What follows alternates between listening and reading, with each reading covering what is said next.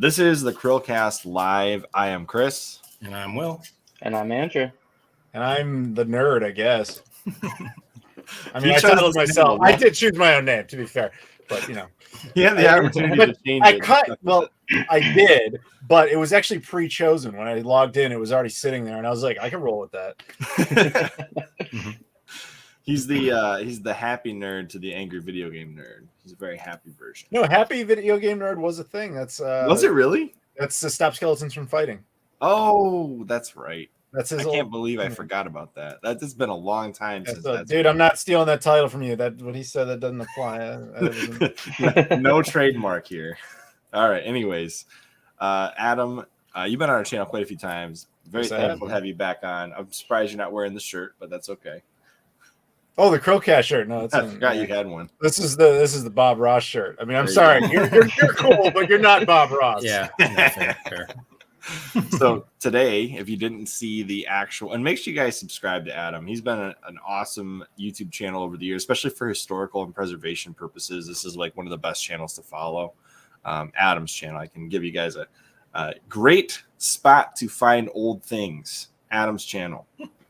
Yeah, like me, I'm on there. I'm old. Like the what is that Dreamcast? Like it's the underwater diver one. Oh, the Divers 2000. Divers 2000. Yeah. Only place I've ever seen one of those online is Adam's channel. You know what's funny about that is so there are like 4 videos online of that thing. I did 2 of them, and like 2 of them were done by like another guy.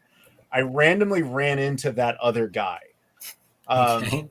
Yeah, he might have taken him down because if that's the only thing. Oh, you have to take my name out of the search. Yeah, no, I figured that. But if you look up just the Divers 2000, there's only a handful of videos, and the other ones are done by. That's probably him in the first one. I'm not totally sure but anyway, I ran into him at Southeast Game Exchange in South Carolina. It turns out we're like the only 2 people that like have these things. Okay. And so he just did his convention. He runs the Long Island Retro Game Convention. Oh yeah, okay. Yeah, so he brought it to that, and so we're like, maybe next year we'll have 2 divers there. We'll go out of our way to have this totally pointless display. I'm still waiting for the day when you get the boombox Sega console. That almost happened. That was so close to happening like a couple months ago. There was a guy in a Facebook group who was like, hey, I'm selling one. And I put out an offer, and I even sent him the money. And then randomly he sent me the money back, and he deleted his Facebook account. Oh my gosh. Interesting. What? I'm just glad he sent the money back before he just vanished. Yeah. But I never found out what happened. That is bizarre. Yeah, I've seen a few videos of it, but you're the only person I've ever heard actually mention it that I know. Oh, the Iowa, Sega CD thing. Yep. I've seen it in person like twice ever. It's so obscure. Yeah.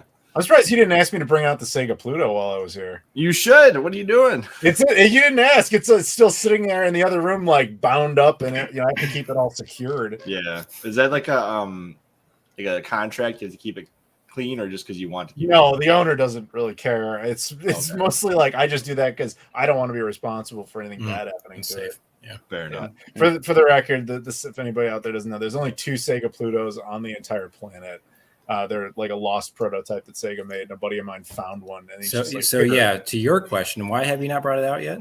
Because it's in the other room. You didn't ask. That seems so close. It's just the other room, not a different building. Yeah, different I feel like you've taken so many pictures with that at this point. Like every time you go somewhere, you're like Sega Pluto. Yeah, you know what's annoying about that? If you actually like Google Sega Pluto, most of the photos that come up are the other one, and I'm like, really? What do I have to do? That guy who took the photos, the other one took it like in his living room. I took it to Point Udall, Guam, and Point Udall, U.S. Virgin Islands in the same week. It's not worth shit. No one cares. Yeah, you gotta find your niche. Put like a bikini on it or something. Maybe that'll. We might have done that. It's been through some shit. Good stuff. Mm-hmm. So I think it's probably about time we jump into the actual topic here. Sure. So digital ownership. I know Andrew's got some very serious qualms about what I'm about to say, but it has proven to me time and time again. Anytime I think that something digital can be owned, it is proven false by the actual owners of the property I'm accessing. So let me explain like the first iteration where I kind of realized, oh, you don't really own anything, was that case that Adam brought up about the guy who lost his Apple Music library. And I don't actually know the details of the case. That's not important. It's just the fact that this guy had a ton of music in his iTunes account, and it was ripped out by Apple for breaking terms of use or something. I don't know what the actual terminology was. But do you remember that, Adam? You brought it up in your... Yeah. There was Apple's legal argument is that no reasonable person would expect to own digital content. That's their legal defense. And it's the same for Amazon, who made the exact same case. No reasonable person would assume you own digital content. That is what they are trying to get established as legal precedent.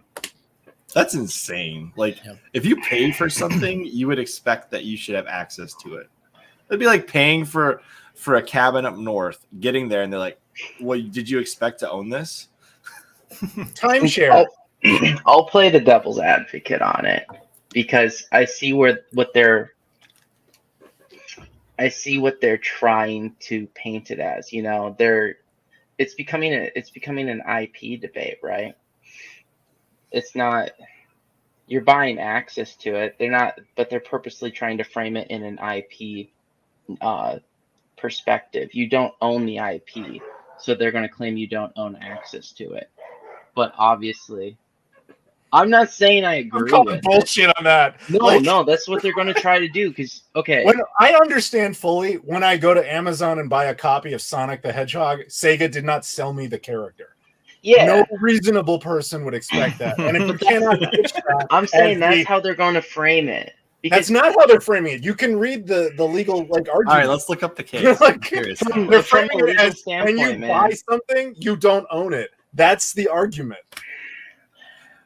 They're basically saying you're paying for rent. You are paying for a rental. What you are going into is a Blockbuster situation, but rather than call it rental, you're calling it a purchase. It's like an indefinite rental. Is the issue that owners, if you will. Well, also it's like an unspecified amount of time. So like you pay the $20 or whatever for the game or music or whatever, and in your head you're thinking you're getting it forever, but then like Apple just like, oh well, your rental period is done after 10 years or something.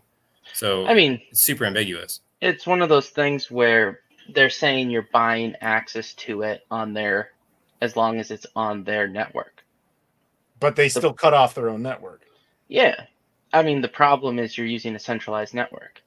Yeah, right. So you've never had digital content stolen from you when it's downloaded on your own bloody hard drive.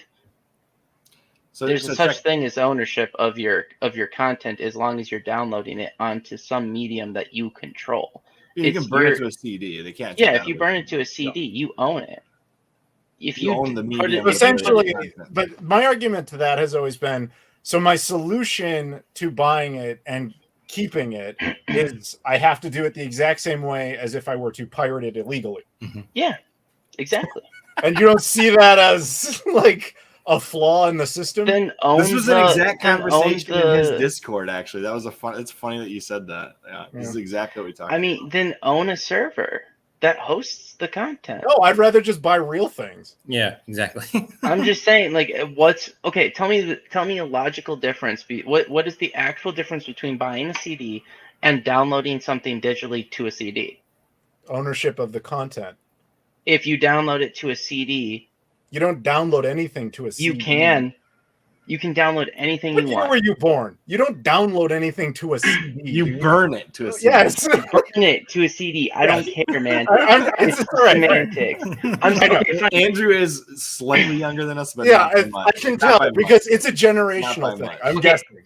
I'm just saying you can download the content. You could put it on a USB drive. You can put it anywhere you want. You could put it on your computer's hard drive. You can control the content. Andrew. You got to stop right there, though, because putting it on a USB does not fix the problem. I actually have had music on a USB before, where when I tried to import it into my iTunes library, I got hit by a big fat DRM check. Now, let me also respond to this. I want to throw out a scenario here. Do Andrew, forgive me, do you collect video games at all? I have, yes. Physically? Yes. Okay. Have you ever taken those games, those assets, to any sort of situation where you sell them, such as a GameStop or whatever? You've done that? Yes. Okay, now let's say you've got a stack of 10 games there. Oh no, I know that's the only difference is resale. That's the main difference. And you know why you can resell it? Because you own it. Because you own. Now, whereas if you were to take those same 10 games and put them on a USB flash drive, listen to me, man. I'm making a point. You take those same 10 games, put them on a USB flash drive, walk into GameStop and say, "I have 10 games I'm going to sell." They will laugh at you. Yes. Do you know why? Because you're selling them a USB flash drive. You're not selling them games. Oh no, I agree. I'm saying the difference between buying it digitally and you can buy it digitally. You're renting it. You can't resell it. If you buy something from GOG, Good Old Games, it has no DRM. So technically speaking, I think that's the closest thing you can get to doing. That's the closest thing to doing. But again, pirating it is the same result. You're just acquiring the data one way or another and then distributing it however you feel like controlling it. You never once ever own the IP. I never claimed you did. You never actually owned the software on that disk. Yeah, I know that. You own a copy of it. Yes. Every single retail copy of a game not allowed exactly that. You're not allowed to make copies of that software and sell it. You're allowed to back it up. You're allowed to, first of all, you are allowed to back it up, and second, you are allowed to sell your own copy. You're not allowed to make copies of your copy and sell those copies. I never argued that you could. I know. All I'm saying is all you did was purchase a medium of actually reading their software that you are able to then sell. Right, but here's the difference, Andrew. You only own the medium of reading that software. I want to make this distinguishment right now. The biggest difference between the medium you buy digitally and physically is I can still grab my GameCube disc on my shelf right now, put it in a GameCube anywhere, anytime, and it will run, provided the GameCube works, and it will run every time. If I take my software on my computer with Steam and try to share it with my friend, Steam could be like, nope, you can't do that. And they have the ability to stop that medium from being able to be played.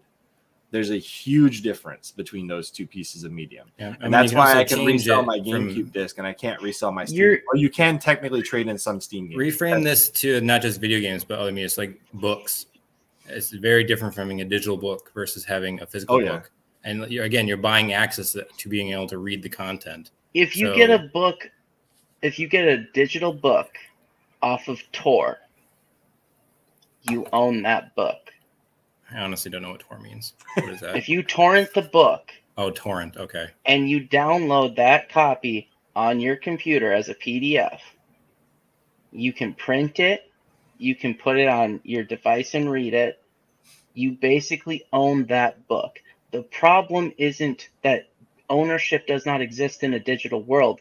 The problem is you are using Amazon's service, their whole little user interface, which comes with strings attached that say you're renting from them or you're only buying access through their user interface.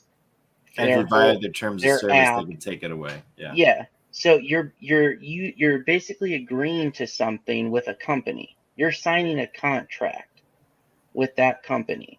So it's not that digital ownership doesn't exist. It's that everyone is choosing convenience over more decentralized actual resemblance of what used to exist in the digital world. They want that clean-cut app experience. They don't want to go and download the PDFs onto something. They just want the app. They want to be able to delete it and quickly re-download it whenever they want to because it's in their easy-to-read library. Andrew, you got to answer Red's question here. What? Where are you going to buy a digital copy without an agreement or contract? The only place I can think of is Good Old Games, but I don't know how much of a contract exists there. Here's the thing. My complaint is that everyone bitches. All right? Everyone bitches about digital ownership, but no one ever holds those companies to account. No one says they're going to boycott buying the digital games. Dude, I'm literally looking at a lawsuit right now on the screen. Yeah. On iTunes. Yeah, it's all the same. Well, this will blanket affect all digital industries. People aren't. But here's the thing: people all sign the stupid user agreement. No one ever is like, I'm not going to sign it. No, but here's the thing: those user agreements are not legally binding documents unless taken to court and proven they are above, within the context of the law. if you read through one of those user agreements, you sign yes to it. That doesn't automatically legally. No, I saw that South Park episode where they got turned into the human centipede. So human centipede confirmed. He's got a point.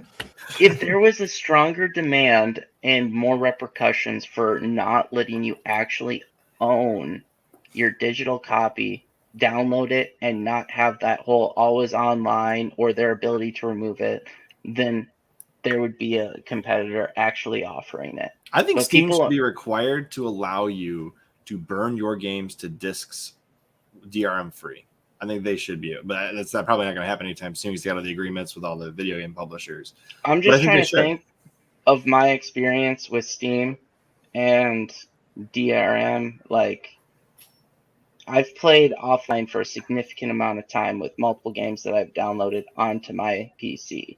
So I'm really having a hard time seeing this like mandatory update to it or something, unless that's like part of the agreement with the.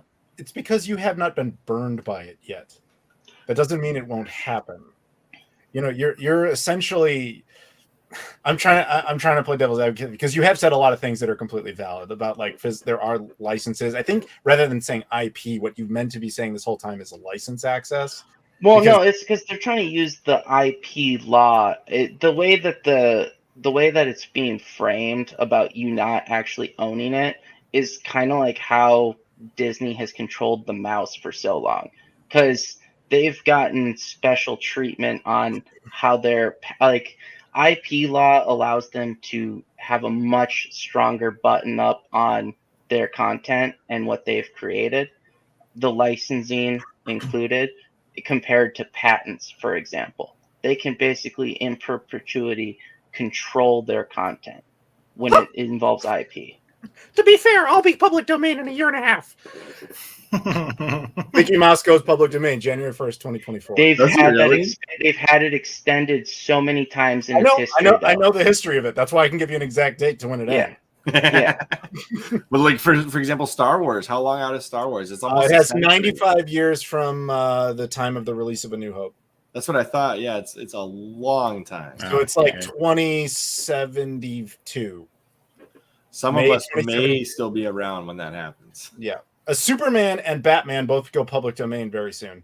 Really? Superman goes public domain in 2035.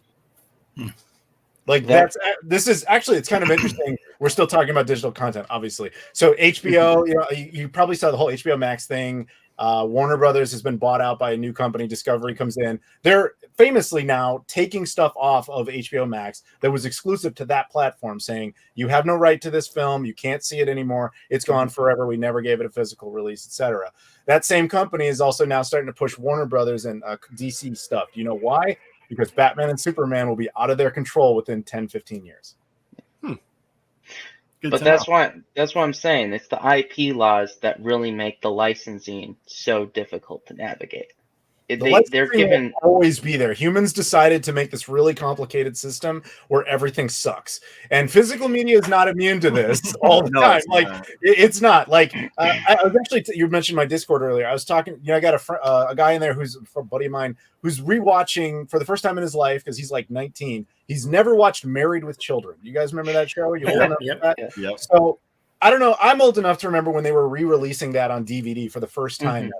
So the first 2 seasons were totally normal. Then it stopped. And it stopped forever because they could no longer license Frank Sinatra's Love and Marriage anymore. And so they had to replace it with a generic song at the beginning. That's just licensing that held that up forever until they said, I don't care anymore. It's got a fake song on it. It'll release the rest of the episodes.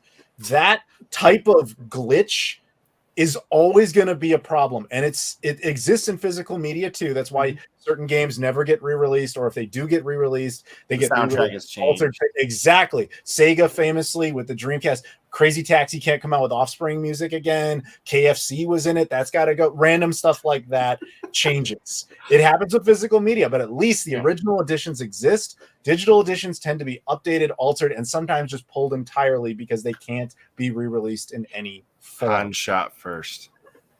The McClunky cut. I'm just saying that you do know the McClunky cut. Please tell me you know the McClunky cut. It sounds familiar. I'm sure. It was the last change George ever made to Star Wars before he sold it. The Disney Plus version of A New Hope which, by the way, you can't see all the original versions of Star Wars on Disney Plus. The last version ever, right before Greedo gets shot, he says McClunky for no reason. Go look it up. Oh, God. Go put it on. Go watch that scene on Disney Plus Right. and enjoy the McClunky cut. Hashtag McClunky cut. I'm sorry that I keep cutting you off, Andrew. No, I agree with what you're saying though. I'm just saying that what we're talking about is it's not that it's impossible for ownership in the digital world. That's not, like, you're just changing the medium of exchange and how you read that content. It's just that they have much more control over their content in a digital world, and no one is truly pushing back as a consumer base, saying that they want certain capabilities. So what you just said is that they have a measure of control over your content, right? It's still their content.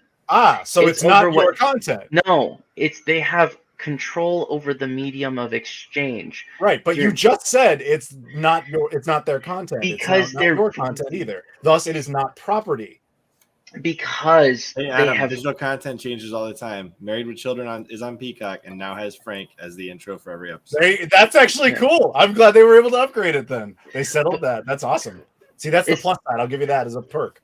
So, Adam, the problem is not with the digital content per se. It's with the fact that it's always being purchased through these license agreements on these different content providers.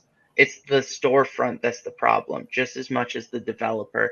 If you were buying the digital content, it didn't come with, if it was in the style of what games used to be, where it was released and there were not weekly updates and constant changes to the content, where they've made it now where it's basically a service. If it was just, you went to the website, you purchased it, you downloaded it to your device, that would be, in my opinion, that's digital ownership.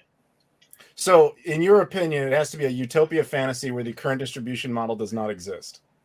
I don't know why that is. Why you're saying if there was a direct download publisher. You just said if the entire system as we know it doesn't really exist, it just worked this other way that doesn't exist. When we've established that it's not how humans are, because we deal entirely in licenses. To put this into the reverse, into physical context, if I were to buy something in a store back in the 90s, but I was told, like if I bought a Genesis game in the 90s, but I was told when I bought it, hey, Sega has the right to come in your house and alter this game or take it from you later, would I be on board with that? Probably not. But convenience has allowed us to just be like, I don't mind. Yeah, no, I agree. I'm saying I don't see how it's utopian to think that a store like Steam could they already let you download the game. They already let you download it. Yeah, so but it's still linked to their service. Yeah, I'm saying I don't see why they couldn't just give you the key to the game. Like they don't. Just as easily give you the key to the game. They don't. I'm saying that a competitor could just as easily do it. Andrew, the reason why they don't allow you to do that, and it's a stupid reason, is stupid because of the way it's been studied. I'll preempt with that, is that piracy. They're worried about piracy. If they gave you a zero license game, no DRM, no strings attached, you could put that, upload it somewhere else, and then it could be accessible to every other person on the planet. That's the nightmare scenario for most of these developers. That's why there's strings attached with every Steam purchase. It's a lot harder to pirate like some form of physical media, like the Nintendo Switch, the game cards. How would you possibly pirate a game card? I know people do it. I know it exists. I know jailbreaks exist. I know you can, but it's a lot harder because it's a proprietary medium. When it comes to digital content, copy. Control C, Control V, boom, you have another copy of it. It's way harder to police that, but the studies have all shown that most people, if they're going to buy the content, they're going to buy the content. If they're going to pirate the content, they're going to pirate the content. There's almost no distinguishable difference with DRM implementation. You agree with that, Adam?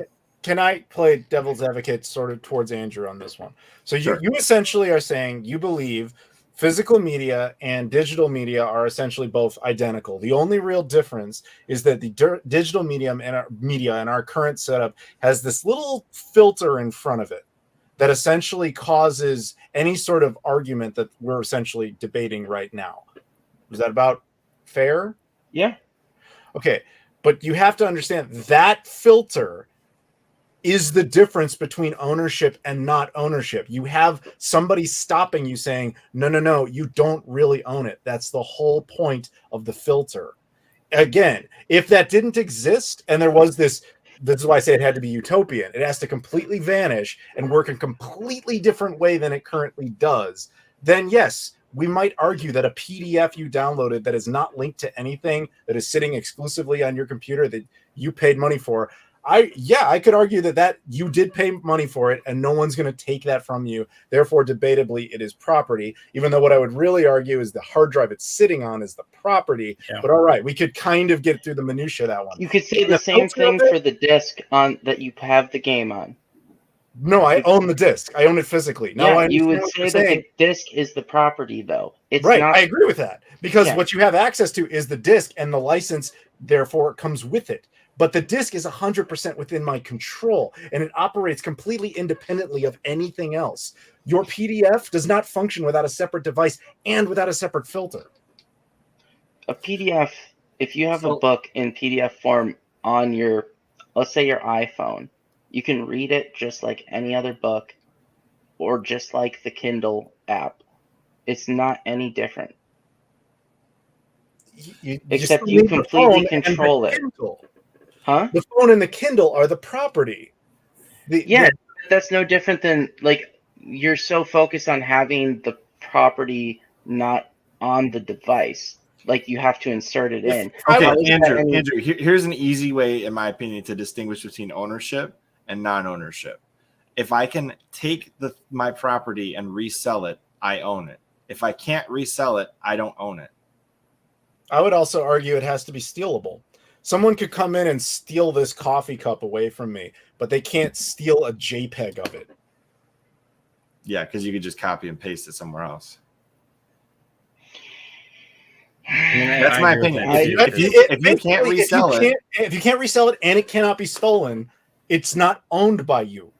Now, Andrew, I will give you this particular point that we've talked about before. If game licenses became blockchain materials, let's say NFTs, like, just because I hate them doesn't mean that I don't think they could be useful. If an NFT was the digital representation of a license that you could resell for a game, I think that digital gaming would have infinitely more value than it has right now. Well, yeah, you could easily do it where all of the codes that came with the games you bought on disc form would, because they did that already with discs. Where if you didn't have the codes, if you didn't have the license code in the very beginning to activate your download from the disc, then you couldn't play the game. They could just as easily do the same thing with an NFT. They could. Okay, then let's go backwards, Andrew. At what point, and Adam, you can back me up on this if you agree, at what point did we lose control of ownership of our games? When did that happen? Are you talking about the console? Yeah, the consoles. Because PC is a whole different animal. Yeah. PC's kind of been different the whole time. I hate to say this, but I would say the earliest Flintstones-like iteration of it, the very beginning, would have been in the 6th generation. Dreamcast, as much as I love it, Phantasy Star Online has exactly what he's talking about. One of those disc unlock keys. It's mandatory in order for the game to function. That is there. There's a game called Planet Ring, which is a European-only game that does not function unless it has a mandatory online connection, which, of course, is very dead at this point. Except, actually, fans brought it back. But it started to get worse in that generation. There were individual games that started to get... Mostly it was always Phantasy Star Online.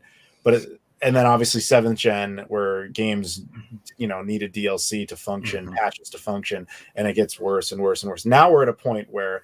I just picked up a copy of Call of Duty Black Ops something, or the what's the Cold War one. You put that disc in the console, the Xbox Series X, and it's like the entire data stream is like 400 megabytes, and it just tells you this is enough to say I need to download like 70 gigs worth of crap. That is not ownership of a game.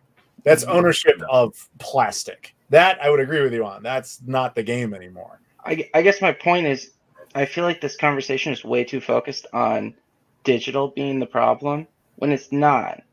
It's not the fact that it's digital is not the problem. It's the fact that everyone let their guard down with convenience and digital to not require the same level of ownership. The medium just changed.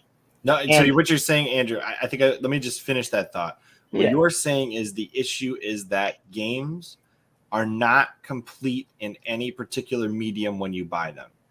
The disc does not have a complete game. The download is not a complete game. There's still going to be updates and patches. And because of that, you never actually own the content. And that was what I was trying to get to, because the Xbox 360 era is when it mainstreamed that. But Chris, if you buy a copy of Halo 3 right now and you plug it into a 360, you don't have a complete game. But Chris, even when with PC gaming, because this all started prior to things going digital. Like Adam was saying with the code, and I've been saying with the code, the access unlock code, you couldn't resell that code. No, you can't. So that game had no ownership unless you sold an unlocked game like from the computer. Like you'd have to sell the computer with the unlocked game on it. So where was your ownership with all of that physical media? There was none. Digital is not the problem. You're completely right. Age of Empires 3 had the same issue. You only get one code in the box to access the online service. Yeah, so you don't own that game then. Yeah, you're right. So I would argue that consoles and PCs very much diverged on that point. Because like the case you're making, I would not disagree with you, because the discs you get with PCs gaming for the last 20 years has mostly been worthless. But that's where the console side, it wasn't the same. Yeah, that's what I'm saying. That's where consoles, the customer base demanded something different.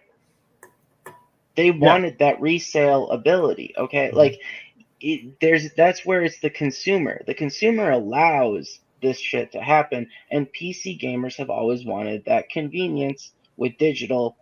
Like Steam is so convenient. Okay, Andrew, I would actually argue it's not the consumers that drove that business practice. It was the industry of GameStop and other game stores that basically decided the used games market was too valuable to them. And so in order to sell games in that shop, GameStop probably put their foot down and said, if you try this with the physical media now, we will not sell your games in our shop.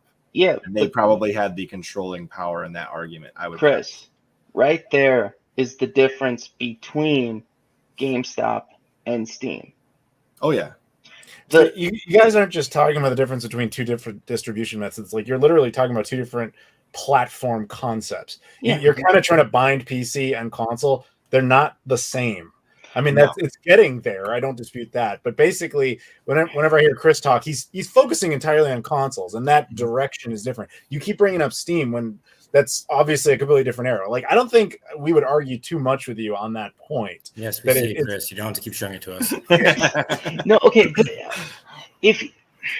where consoles are going is where somewhere like Steam already is. That's where consoles are going with the digital only. That's where Xbox is going with their Game Pass. It's to the point where Steam already kind of is. And Game Pass is just that extra step, right? It's even less ownership than Steam is currently. But I think nobody's arguing that Game Pass is ownership. I think people have just accepted that Game Pass is where the industry is going. Game Pass is just digital blockbuster. Right. And people know that going in. Game Pass does not tell you bought a game. Right. The difference you can still buy games. You can. Oh, yeah, you can. But then they just stay there. Game Pass is rental. Yeah. And it's understood that it's a rental. I still have a hard time with this just in general. Like, even if, like, say I could download the game after buying it digitally, it's the idea that as a good, it's infinite. It's not a finite resource. Where like every other good that we've had in the entirety of human existence, you can only make so many. You actually can hold it. Whereas digital, you can just make that infinite. Again, like, and you can't hold on to it. Everyone can have it, and you can also just keep making more of it. Like that in itself makes it so I don't think it really shouldn't be. It's not really good. It's always a service at that point. You know, it's funny. You basically just described the reproductive process of a virus. Yeah. So, well, I guess I'm with that though, right? Andrew, I gotta give you props though on 2 points. One, You know, I completely agree with you on the convenience thing. That is driving everything. I'm totally with you on that. But secondly, I also want to give you a huge shout out here, dude, because I know it's not easy to be like the one voice versus like three others on a subject. I just want to say, dude, I want to give you a round of applause, even though I don't really agree with you on most of this. I want to say that I respect the hell out of you. Yeah, I will always take a devil's advocate argument. I don't care. He really does every single freaking time, and he usually presses the hell out of me. No, but okay, Will, here's the thing. You're talking about like the digital content on like a disc versus it just being purely digital. And like there's an infinite amount of discs that you could make for it. Just because you hold the disc, like the disc doesn't have to be what the game is. Okay, I'm gonna stop you right there. I'm just saying that's a terrible argument. Stop right there. But it's not different. Here's the difference. Talking about the medium that if is Steam pulls the rug out from under me tomorrow and says you can't access this game, if I have it on a disc and there's no DRM attached to it, I can easily pop it back in my computer and reinstall it, even if Steam took away my access to my library. Okay. That's the difference between having it on physical media and having it stored in the Steam thing. What about the game? I know, okay, you can repair it, but what about all the games that were put on medium that the battery dies, like the old Game Boy cartridges? You don't mean that's the same thing, like my book burns. That's very, very, very rare and very repairable. I understand it's very repairable, but a lot of people don't repair. I'm just saying, like, for all intents and purposes, and the game still works. It just doesn't work correctly, which admittedly is a bug, if you will, but it's very fixable. And it's I believe Will just said, what if your book burns? Like, there's going to be scenarios where things go wrong. But to flip this around, all right, so you're talking about, like, what does it matter if it's an original disc versus I pressed 1,000 of my own? It's a duplicate. Who really cares? I would argue, in that logic, what's the difference between a bunch of phones that have pictures of the Mona Lisa versus the actual one? Does one have value, or are they all the same? It's totally different. No, it's not. That's the whole point we're trying to make. No, that is actually totally different. No, it's not. That's the point. A real copy of, say, Panzer Dragoon Saga. A real copy of Panzer Dragoon Saga is worth like $1,500. If you're telling me, no, I just burned the data, I own it too. No one's going to give you $1,500. Okay, but the Mona Lisa is a unique piece of art. I know it's an extreme example. The Mona Lisa is a physical painting with Leonardo da Vinci's sweat and touch into it. You can't make any copy of any, like, the whole value is in that part of it. Yeah, a picture of it is just as good to look at times. That's an extreme to illustrate the point that we're trying to make. Yeah, but like at this point, when you're in a digital space, right? A digital space for games, no one owns it. Like, if no one's owning physical copies of it, there is no value to, like, there's no special value to you having it through Steam or having it downloaded on your PC or on a thumb drive. There is nothing about it because everything gives you the exact same experience. So you don't have a different experience.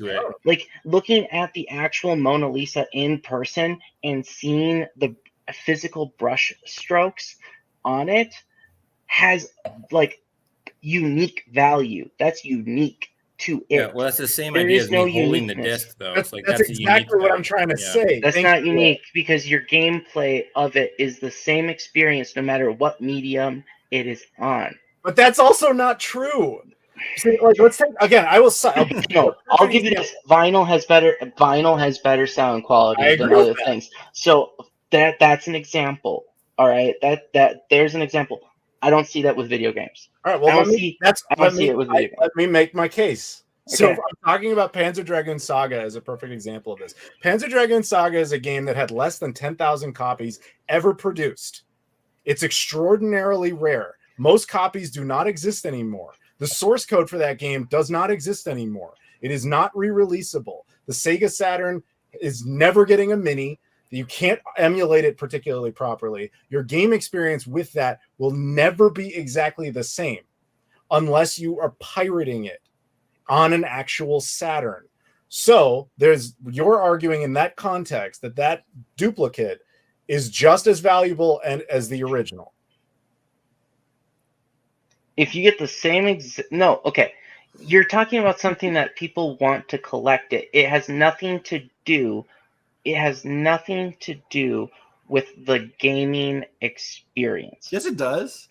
If it has the same if it has not the actual gameplay experience. If you get the same exact gameplay experience, that is all about the experience and emotion you get when you plug it into the console. It has nothing to do with actually playing the game and experiencing just the game.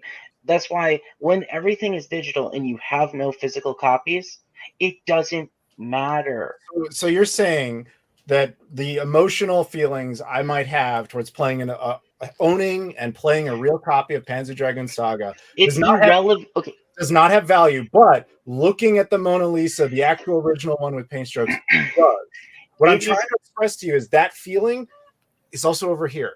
Okay, but it is irrelevant to the current digital debate on ownership. It is irrelevant because they're not releasing any physical copies. Between ownership of digital and not. That's all. That's all I'm trying to say. That you're basically making the claim that photos of the Mona Lisa are just as interesting because you're looking at the same picture. No, I'm saying that if everything is digital, right? And it's just how you download the content. Okay, no, that's irrelevant. Let me jump in it's here. irrelevant, Andrew, listen. Mass Effect Legendary Edition is essentially a reworking of the original Mass Effect trilogy. But because they lost the source code to one of the DLCs, that DLC is gone forever. There is no, even BioWare does not have ownership of the original source code, the digital source code of that game. I think so you're telling me different points right now. You're arguing about something completely different. But let me bring it back to what I'm talking about. Okay, so you're saying that if I were to buy the original Mass Effect discs and have that DLC on my Xbox 360, that version of the game does not have different value than the version of the game. I did not say that. I did not say that, Chris. So that has legitimate. Adam is saying that the source code for Panzer Dragoon Saga has been lost. So getting that copy to run on a Sega Saturn means you have to have the original disc or a burned version, but the original disc would have more value because it's legit. Right? Am I in the right place here? Why does the original one have more value? Why outside of collectors, you are getting the same experience as a gamer. You put the disc in, right? You put that disc in and you will play the same game experience. So you're advocating piracy is okay in the digital era then? Because you're now making the case that piracy is okay. I think he's getting hung up on this one example where Panzer Dragoon doesn't have a good emulation and you can't play it other than playing the original. The gameplay does change. But I think what Andrew's trying to say that is most games today, regardless of you are purposely buying it digitally or buying a physical copy, you're actually buying the same digital copy. Is that what you're trying to say, Andrew? Yeah, but it's one of those things where I'm saying, like, why if you have the information on a disc, the disc being original is only valuable in a collector sense, that you have this original disc that's official and licensed. And you're saying the data would be the same regardless. The data is the same regardless. The fact that it's still on the same medium that allows you to put it in that game console, you get the same experience without the same costs. All right, like you get the same exact experience. There's nothing special to that disc outside of a collector's item because someone doesn't want to break the law. Like, so you're saying provided that the hardware is the same, no matter where you get that data from, you'll have the same experience. That's so when everything is on PC, right? Why does it matter if it's on your hard drive or on a thumb drive? It doesn't matter.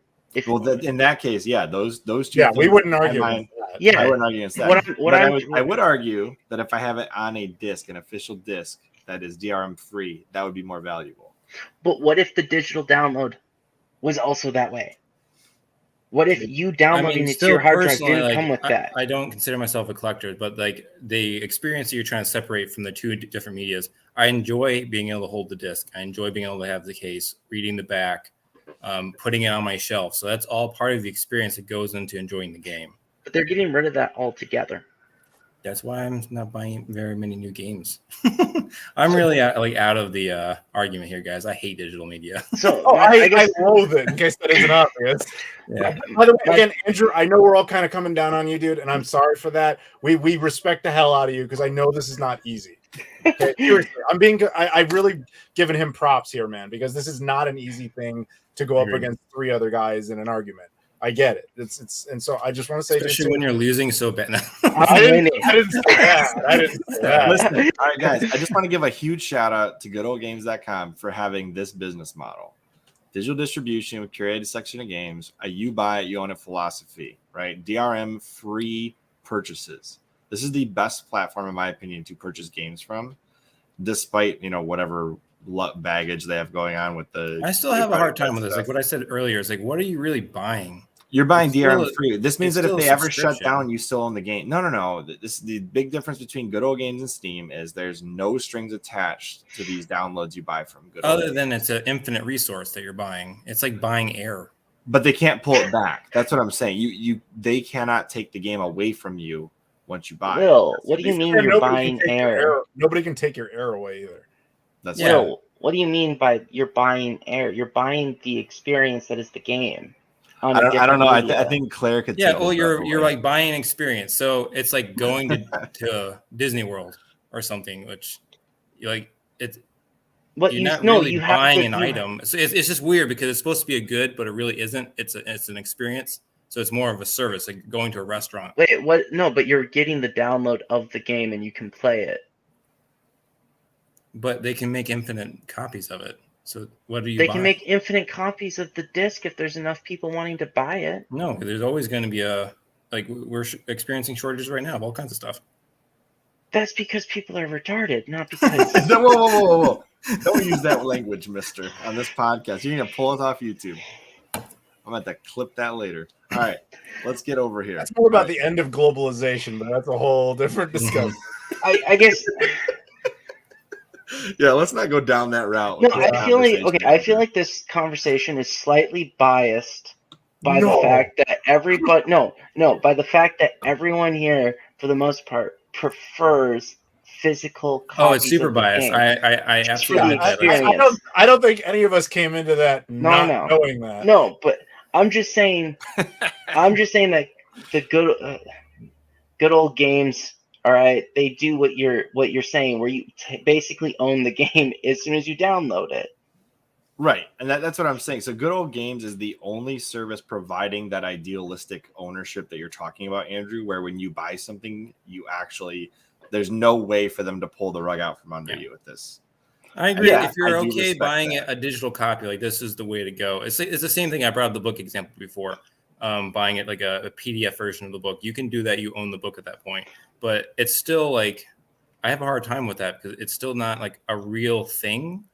Like, does that make sense? Like, am I just old? If you put it on a thumb drive, how is it different than a disc? Because you own a thumb drive. But here's the thing, and I'll give you. What if you put it on a disc? How is it different than buying the physical disc? You owned a burned disc because you burned it yourself. But I'm trying to make the point that I do actually kind of agree with you here on this one, believe it or not. If it's completely DRM free, you have the right to pay money for access to that series of files. That's your choice.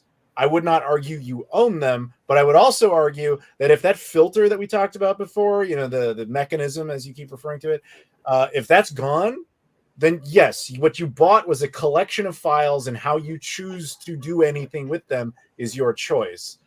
I wouldn't personally consider that property, as that's not really something you can sell. But outside of that, it's pretty close. The difference between buying something on Steam and buying something on Good Old Games is that Good Old Games isn't holding a remote detonator to take the file away from you with epic glory in the future. Like, Good Old Games is not holding the remote detonation sequence to destroy your files in the future. Steam, on the other hand, while I don't think they would do this, at least not with their current business practices, because it would be like, business suicide for them to do it. They technically could, because of the DRM attached to it, or at least the publishers and developers attached to those games could pull the rug out. That's why Good Old Games is a much better option when you can buy content from them. But speaking to what Andrew loves best, crypto and NFTs. Not NFTs, but crypto for sure. Anyways, long story short, I do think Bitcoin, the future of digital gaming, at least in a way that would be good for consumers, is NFT licensing, where you can resell your games on a used marketplace. And like you were saying before, Will, there is an infinite number of these that could be sold. However, yeah, but you'd still have a barcode attached to your copy, and it would just be a key. So there's an avenue to resell. The thing is you would never see the used market prices go above because it never gets used prices. That's the thing; it's not real. Again, like I'm old, I have a really hard time wrapping my head around these concepts just because it doesn't exist. Stop! You're not listening. Here's the thing: a used NFT license market for games would be valuable to the consumer, because you would know that in the future your used copy of a game that you never ended up playing did have some value to be resold. Will, let me explain it this way. If you had, let's just say Steam, all right? If Steam did it where every time you purchased a game, you got the access code as an NFT, and that was in your Steam wallet, which told you what games were in your library that you had access to play. Theoretically, you could sell that access code to another person who has a Steam wallet. That would then transfer to their Steam wallet. Then they would have access to it in their library, and you would lose. You would cease to have access to it in your library. So theoretically, they could do it where there was a secondary market for digital games that was licensed and legal. When I heard Gamestop was getting into NFTs, I thought that's what they were going to do. I was not expecting them to have freaking 9/11 NFTs being sold on their website. Like, what the heck? But long story short, that's what I was hoping GameStop was planning to do, because that's the only way I see a future for them in an all digital GameStop market. became a meme. They became a meme stock. There's a difference. They just became a meme. If they're not doing anything constructive with NFTs to actually further game, yeah, but if they're not trying to further gamer ownership of games, then they're just. Speaking of GameStop, if you want a bunch of random shit, they have like a 70% clearance sale going on right now. Do they? Yeah, like shirts and the pop figures and shit. Not games. But you don't care. That's how they make most of their money now. Like as far as the retail side of things is just Funko Pops and other crap. You've been to a GameStop lately? That's like 50% of what's in there. Oh yeah, so that's like mostly what's in there now. Yeah. Well, just a quick question, because you were talking about the disc being where the value was. What value's in a disc without the game information on it?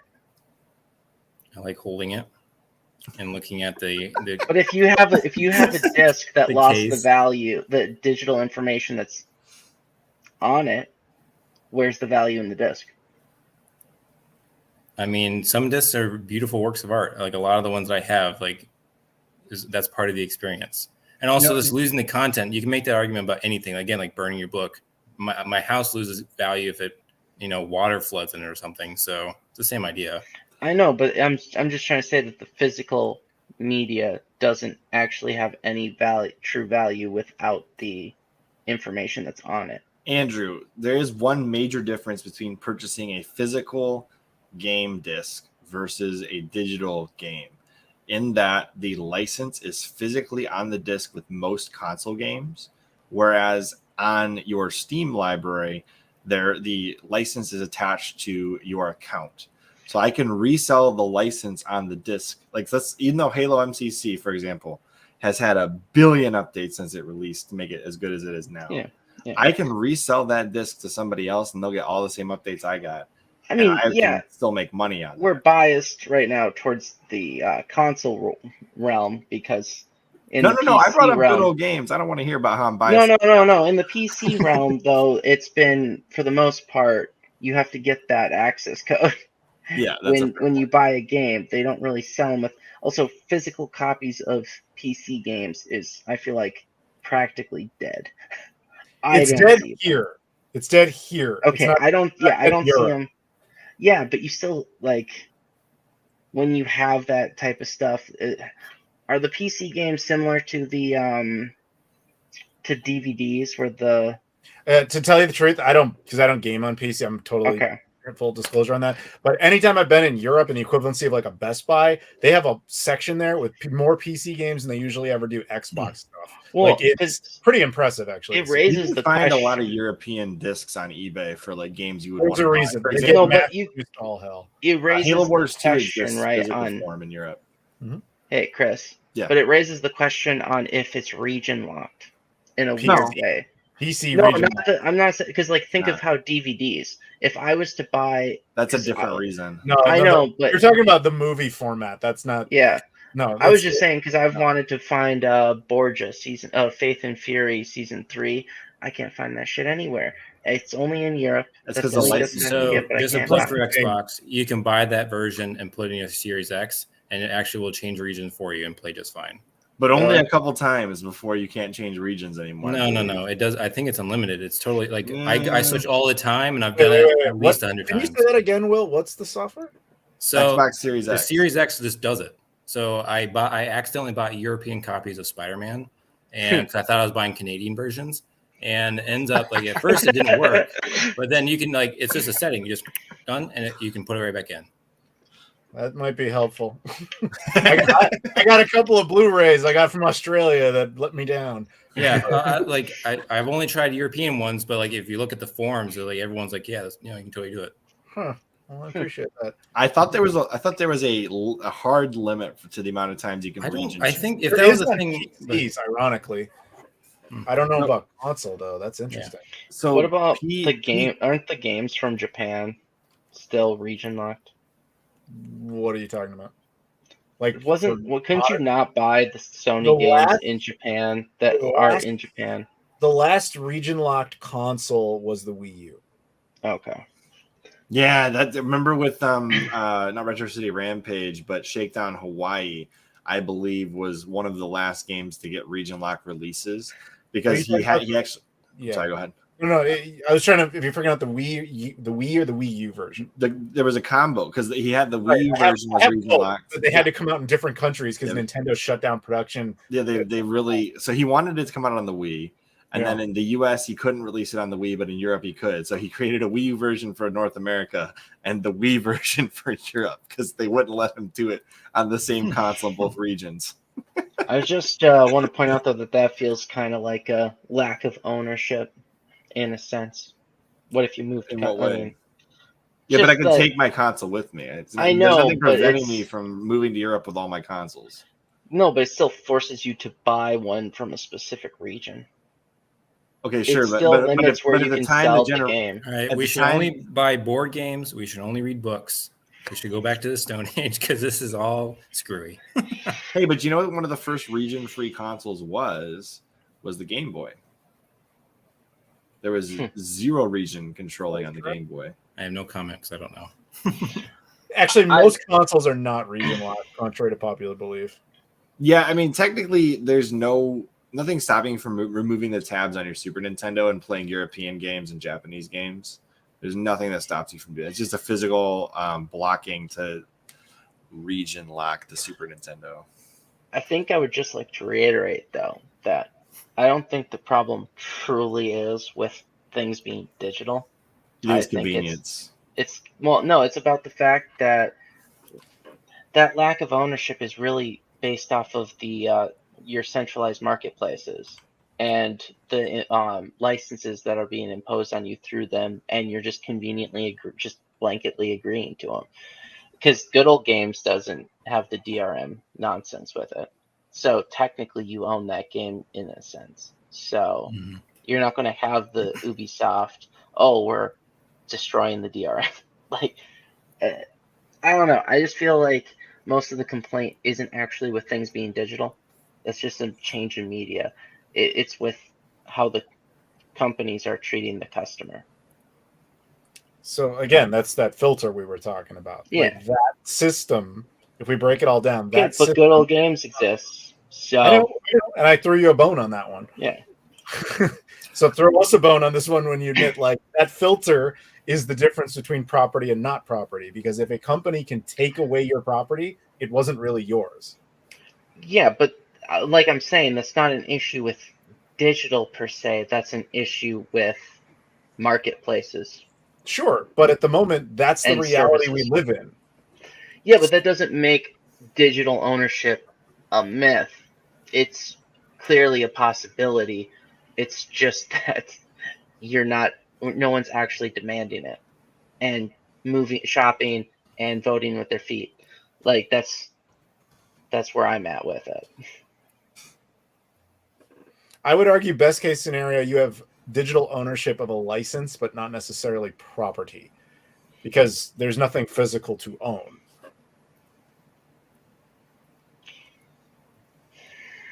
I don't know.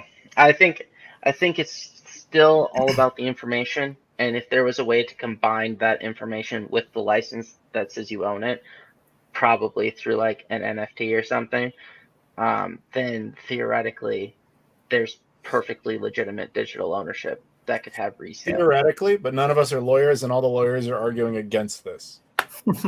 That's because they get more money. I know that. I live in reality too. I know. It's centralization.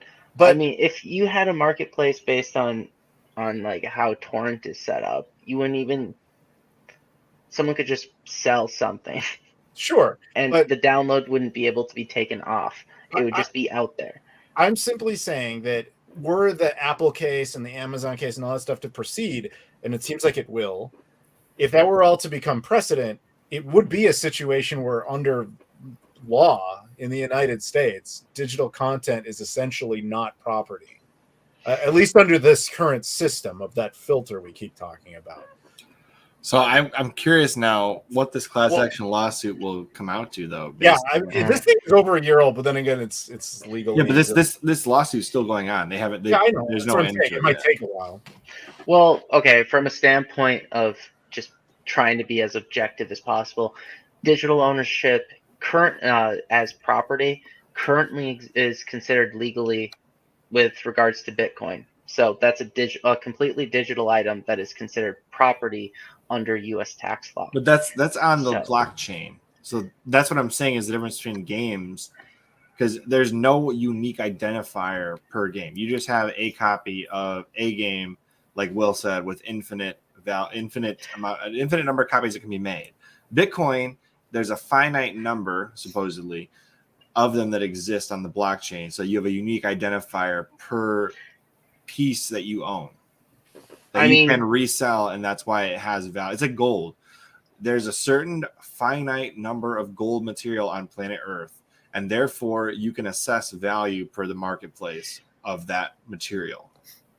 Like we said before, we could theoretically say that the license has value if you could do something with it. But like the license is everything that has value. That's the only reason your disc has value. Would have because value. It allows you to resell it. It's the license associated with it. But if you can, that's what Andrew, I think you're making my point for me. The license is not resellable with digital goods in most cases. Yeah, that's only if you want to resell. That's only if you want to resell. The value, otherwise, you basically just have access to somebody else's property like Amazon or Apple. That's what they're saying. Or Blockbuster. But the biggest the only true complaint is that when it comes to you owning it, right? No one is, I won't say no one, but I feel like the vast majority of people are not actually looking to sell their digital content. They're not. That's why they're willing to rent it with Game Pass, Netflix, Amazon Prime, Apple, whatever. No, but those people still feel like they own it unless it gets taken from them due to how the licensing is set up with the marketplace company or the app that they're working through, right? So to those people, access is ownership to those people. Access is ownership to them. To them, it's not like they don't think they don't own it until the company just steals it from them, right? So as long as they can just download the content and they don't give a shit if they can't resell it. They own it. They can't have it taken from them. It's not. I definitely stolen. think the newer generation feels that way for sure. They don't Yeah. care about actually owning it. Feeling that way versus that actually being the way is different thing. But that but is the what's pushing definition of- culture. That I can feel I can feel that I'm the most awesome person ever. Doesn't make it true. Adam, you think Adam, you you have to are be the able to most resell awesome it. person. No, this was the most awesome person ever. That's a fair point. Yeah, see? Yeah. I know, Andrew, it's hard to argue against three guys all kind of... Seriously, I know I keep saying it. Mad respect, because I know this is not easy. I mean, there's definitely things you can't sell that are physical. Yeah, Just like I because can't resell you my they're in sandwich after I eat it. Well, actually, I was going to use that as a great example. So, I mean, you kind of can. I just don't think anybody would well, want like it. the That'd be good old disgusting. gamers thing, like you can buy that and you own it, but you can't resell it because it's exactly the same idea as if you were to buy a sandwich and it immediately goes into your mouth. You still get the experience. It's just like eating a sandwich normally, but you cannot resell the sandwich. So, yeah, I actually think that was a good example, Chris. Well, I mean, there's also some things that you might buy, and then later on, due to regulations or obsolescence, that piece of item you bought has zero value. Like for example, there are some things you can buy, and then turns out that they're not very safe. So the government says, okay, let's not allow the sale of this anymore. Yeah, but that's And every then, boom, item ever. there's It no- always comes down to the value you attribute to it and the value that the other person chooses. That is a marketplace. I'm just saying It's there's called like, eBay. Yeah. Okay, Yeah. let me put it out there like this. Technically, you can sell good old games. Technically. you put them on a if- CD if you wanted, sell it, and But, then like- remove it from your hard drive. It's okay. I'll go to another example that I think is actually better. Think of when Flappy Bird was taken off the market. Yeah, They- you could sell the They didn't iPhone. delete. They didn't delete Flappy Bird off your phone. It lost support going forward, but you could sell the phone, which was the media that held it, to anyone, and they could get Flappy Bird on that phone that they just purchased. They just couldn't update the operating system. So theoretically, that's a digital item that's a digital content that you owned technically and could still sell. But Because what they bought was their the policy. phone. Yeah. They bought the phone. yeah. So I would, all right, let's say the phone. Okay. How much is a copy of Flappy Bird back then? Wasn't it free? Okay, there you go. Let's say it was $1, Yeah, just for free argument's sake. adver- Let's free say advertising. To get advertising free, free. $1, whatever it was, doesn't matter. How much was a phone? A lot. Okay, let's say even if we'll just lowball the hell out of it. Okay, I just want to point out that made phones very expensive if they had Flappy Bird. They were Yeah, there selling was for some like people trying to upwards to sell, $1,000. Yeah, there was like phones going for Okay, then that's actually an interesting point because that's where you get into what you call the collector value. Kind of feel it now?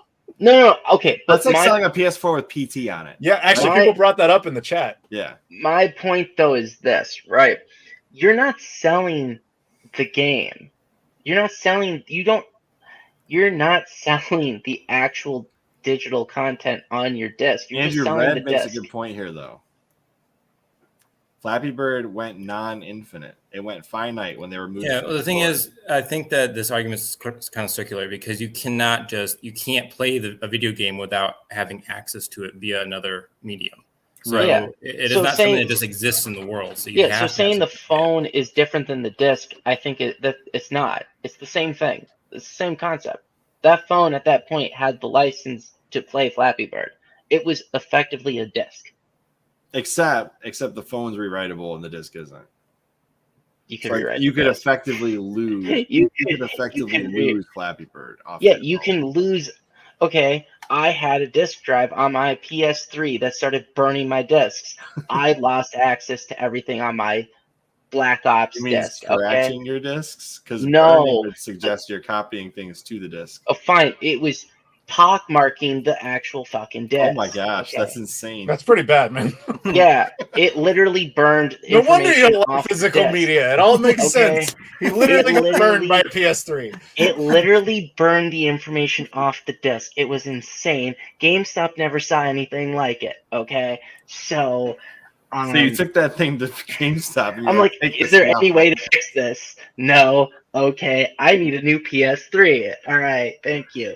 Okay, so The information on the disc is what gives it its value. It's no different than the phone. The phone and the disc are the same thing when the value is the information on it. No one's going to buy that Black Ops disc from me. No one will. Unless they want the most interesting Black Ops disc going ever. To the book example, like the words are the value. Yeah. So if you like words don't exist like in the air, you know, so you have to buy a medium to be able to read it. So yes. I think you're kind of parsing hairs. Like you have to buy something to play the game, yes, but you still own the game on that device that you have bought, and it cannot. The only thing you're buying, Will, is a way to translate information into the experience you paid for. Yeah. Yes, that's all you're buying. So, like, you're buying the information to put on something that is your translator when it's digital. That's all you're doing. I do think, though, that calling Flappy Bird or PT a good example of that is a bad example, because those are two examples of games that were delisted, no longer available digitally, so they became effectively a finite physical good. You still owned it, technically. No, you didn't, because they did everything they could to take it away from you. You still owned it, technically. There was a way to not have it taken from you. There's a way. You had to go through a lot of hoops. Yeah, you had to go through a lot of hoops. You can't. If you ever delete it, you don't have access to PT anymore. Like, that's gone. And Flappy Bird, same thing. If you were to delete that app, I don't think you can re-download it. Probably not. But it's no different than if you were to delete the information off your CD. How do you do that? Well, ask my old PlayStation 3, because it managed to figure it out. I just broke it. It didn't. Whatever. But I had an Xbox 360 that toppled over. It's still the same thing. You can't sell a broken disc. You can't repair a broken disc. Depends on how broken it is, but in that case, yeah. Snap it in half. You can't fix it. You lose your own. Like, at that point. I don't think that any of us are arguing you can't break and ruin physical media. Mm-hmm. I don't think anybody here physical media is not a perfect thing, but it's kind of your choice what you do with it when you have it. And I would argue that the value that you're referring to is the phone became more valuable just because it had a copy of Flappy Bird on it. And as Chris pointed out, it's because it was no longer infinite. It was finite. It was rare. It was no longer obtainable. And so what you were getting is the value of a phone that had that. Mm-hmm. And here's the thing. I think that became so prevalent on eBay that eBay had to change its policy to say you could not sell something with the promise of software being on it. I just want to say that I think that this comment is a legitimate thing. I think that's a valid point. The CD has no value without it. You could buy it for like 50 cents. It has no value without the information that's on it. So to get us out of this circular argument, Andrew, I want to bring us into a different point that is almost more important in my opinion. The CD itself is valuable if it contains all of the data with no requirement for an access to a service in order to play it to its full extent. So the second that you have to plug a disc into the console and get an update, get DLC, get accessories to go with it, then the value immediately goes down, and you're looking at essentially a service, not a game on its own.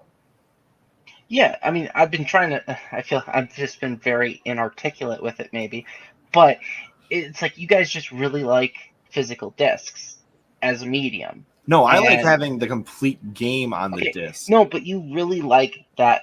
I know Will seems to really like it, having the physical game, right?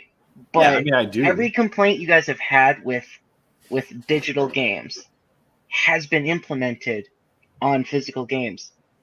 Oh yeah, this current digital games. Yes, I totally agree with you. At some point, so it's like, really, is digital ownership really a myth, or is it just that they're implementing controls, and the people who went digital first were just more willing to accept those controls because they were implemented from the beginning?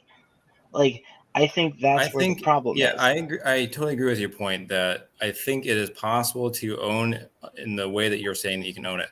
I just would never attribute the same value to a digital good that is infinite as I would to something that is finite.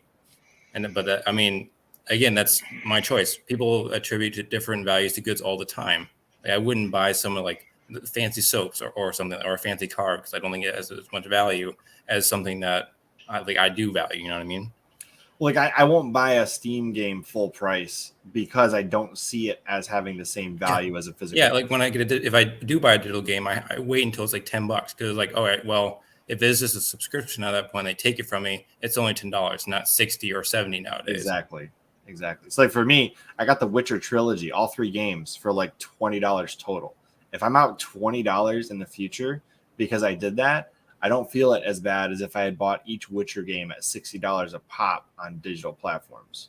So like for me, I played the strategy game where you only buy games on super sale because I don't feel like I own them. I just have an access to them and I paid for that.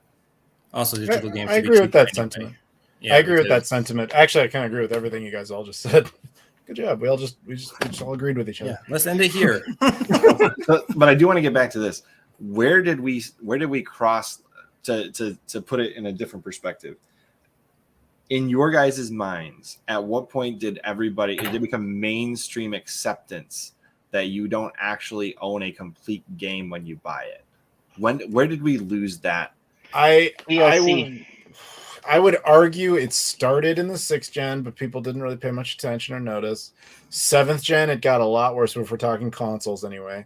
And people were getting pissed. I remember people getting pissed about online passes. Do you guys remember that? Oh, yeah. I remember that. That's when people were still fighting it. I think, honestly, by the time the Xbox One, I think, was the last like big fight, because when that started off with the whole DRM debacle, I think that was like the last gasp of everybody really coming down on them. And then throughout that whole generation, they were just whittling it away, whittling it away. Now we're at the point where, I mean, I'm personally not on the Game Pass bandwagon. I just don't care. But like everyone I know is, even like my most hardcore of like, yeah, physical media all day, are like, yeah, I got Game Pass, and I got to be honest, I'm just going to use that now. Like it's where we're at. And so I would argue that's kind of the timeline of events. But to Andrew's credit and to his point here, most modern releases on physical discs are not really worth a shit, because they usually don't have much of anything on the disc. It's becoming kind of rare, and that's, you got to give even though people, this is like kind of like a separate topic, but bringing it back around. That's why I like companies like Limited Run Games and stuff. As much crap as they get, they go out of their way to make sure everything is on the disc before they put it to press. I would actually argue that's why they're going back and grabbing a lot of people are asking, why are you guys getting the Bill and Ted's thing? Because like, who cares? Well, I would argue that the reason they're going back and getting games like the Bill and Ted's, whatever that is, collection, is because those are complete games. Nobody's going to release an update for the Bill and Ted game. It's done. So it's a safe bet that when you print that, there's not going to be somebody screwing you in the future with a patch. That's my opinion why they're doing stuff like that. But I think this stems from the DLC. Exactly. So blame shooters, specifically Call of Duty. Halo 3 was a bad one too. I think this is just how society has gone. Everything's a subscription now. You don't own the energy that you pay for. Most people are renting now houses. You lease a car, you never actually own that car. They have freaking grocery apps now that you pay a subscription to have groceries. So it's like everything is a subscription. Where the heck do you get a subscription for groceries? Just look it up. It's a thing. What? Instacart. Yeah. What? Are you serious? You guys, you saw that one about the type of car where all the hardware is built into it, but you have to download firmware. That oh yeah! Oh my gosh! It was a BMW, wasn't it? Yeah. It's like heated seats. That's where we're at. Yeah, that's the thing. But the thing is, like, everyone's embracing it because that's just how society is now. So like, we're not going to own anything soon. I'll put it to you on the Tesla. Technically, Elon Musk can shut down your car after you own it. No, they actually go against the right to repair, because on a Tesla, if it does a system check and it says like something's not, for lack of a better term, kosher with the Tesla system, then they just shut it down because they deem it unsafe. That's how they get around. I think about that every once in a while. Chris. Like if I forget to put my seatbelt on or something, and it immediately starts beeping at you, it's like, is it the next step where it's just going to shut your car down? Probably. Or it's like not even going to like leave? No, it's going to send you a bill for not wearing a seatbelt. They don't care if you're safe. They just want to charge you money. Chris, They're making it right now where cars have so much computer software in them that you have to basically bring it to the dealership to get it repaired. But also, I still fix my own stuff. My mom had a Jeep, okay, from what year was that? It was not particularly new or recent, all right. It was late, maybe it was like 2008 or something. But like her car had so many problems because they tried to replace it with a non-Jeep official replacement part. And it caused so many issues with all the sensors. So I would argue that in that case, you don't own your car, even if you pay full price for it. You really don't, because you have to buy official replacement parts. Yep. And it has to go through the dealership. If I can't do my own thing with my own property, like I don't own it. That's my. I agree. Ends right there. Mm-hmm. That's why I'd rather go buy an older car without all these fancy schmancy gadgets. Yeah, well, I like having like the actual physical dials where I can like adjust the air conditioning and stuff and the volume. I'm not gonna lie. Roll-up window. I know the roll-up window. I don't want to be relying on this little button that has a machine in it. I want to do it. Well, it fights me. I'm just kidding about that one, by the way. Well, to be fair, you can replace the gear that runs the windows. Like that's not. Like, I was just joking, man. I'm just trying. I want to go back to having a car with no seat belts. I want the right to have no seat belts. Just the way those center consoles though have gone for like, just the whole dashboard console, how that has gone in like the last couple of years. I hate it so much. Since my 2016 car. I just was I went on a work trip and the rental car they gave me was like a pretty new Mustang because they were out of the sedans, and that was like a spaceship. Okay, it made me feel so old. It took me 10 minutes to figure out how to change it from Spanish to English, and I felt ashamed of myself. Okay, you're like, all those Spanish classes in high school have failed me. Exactly. Well, I have a brand new Ford Ranger, and like I was trying to adjust the air conditioning the other day, and the screen actually glitched, and it wouldn't allow me to select anything. Oh yeah. And it's just like, what the hell? Like now it's worthless to me, and like a knob would fix this. Well, here's the other thing: you don't realize it, but underneath those physical knobs, you're not looking at like physical gears. That knob is a fallacy. You think there's something actually turning underneath it. But it's really just an extra electronic control module that you're spinning. Nothing in that thing is analog anymore. Yeah, there's like no analog parts in anything anymore. That may change, going back to the whole end of globalization thing. No, all you need is an EMP that will fix it. Oh, fix everything. Start fresh. Fix it. Yeah. What kind of fixing are you looking for? The type that handles Skynet, okay? Like, if you're concerned about Skynet, yes, an EMP will solve a lot of issues. But, they might start building these modules with, like, EMP-proof enclosures. No, they still haven't done the grid, so good luck powering it. Yeah, what's up? Why didn't Skynet think of that? Right? That would have been a smart point. What a dork. All right, so I want to go a different route with this now at this point. How do you fix, what would be your ideal version of digital ownership, or is there no version of digital ownership that would work in your opinion? I want to go down and each person give their own take. I'm going to start with Will because he doesn't talk enough. So if I had to buy digitally only, it would have to be a situation where, you get the barcode. So like, if you're the first person to buy it, you get one, and then there's 2, 3, 4, whatever. And then you can actually, you take it. They can't take it from you at that point. It's yours. And then you can also resell it on a secondary market. We've talked about like that being a possibility. That would be my ideal version. Unfortunately, again, no one wants to own shit anymore. So that's never going to happen because people are perfectly okay with just downloading a subscription service. And like, even when they think they're purchasing it, they're still okay with it just being a long-term subscription, I guess. So yeah, that's never gonna happen, but that's what I want. Andrew or Adam, who wants to jump in next? I'll go for it. This is a short one. There isn't one.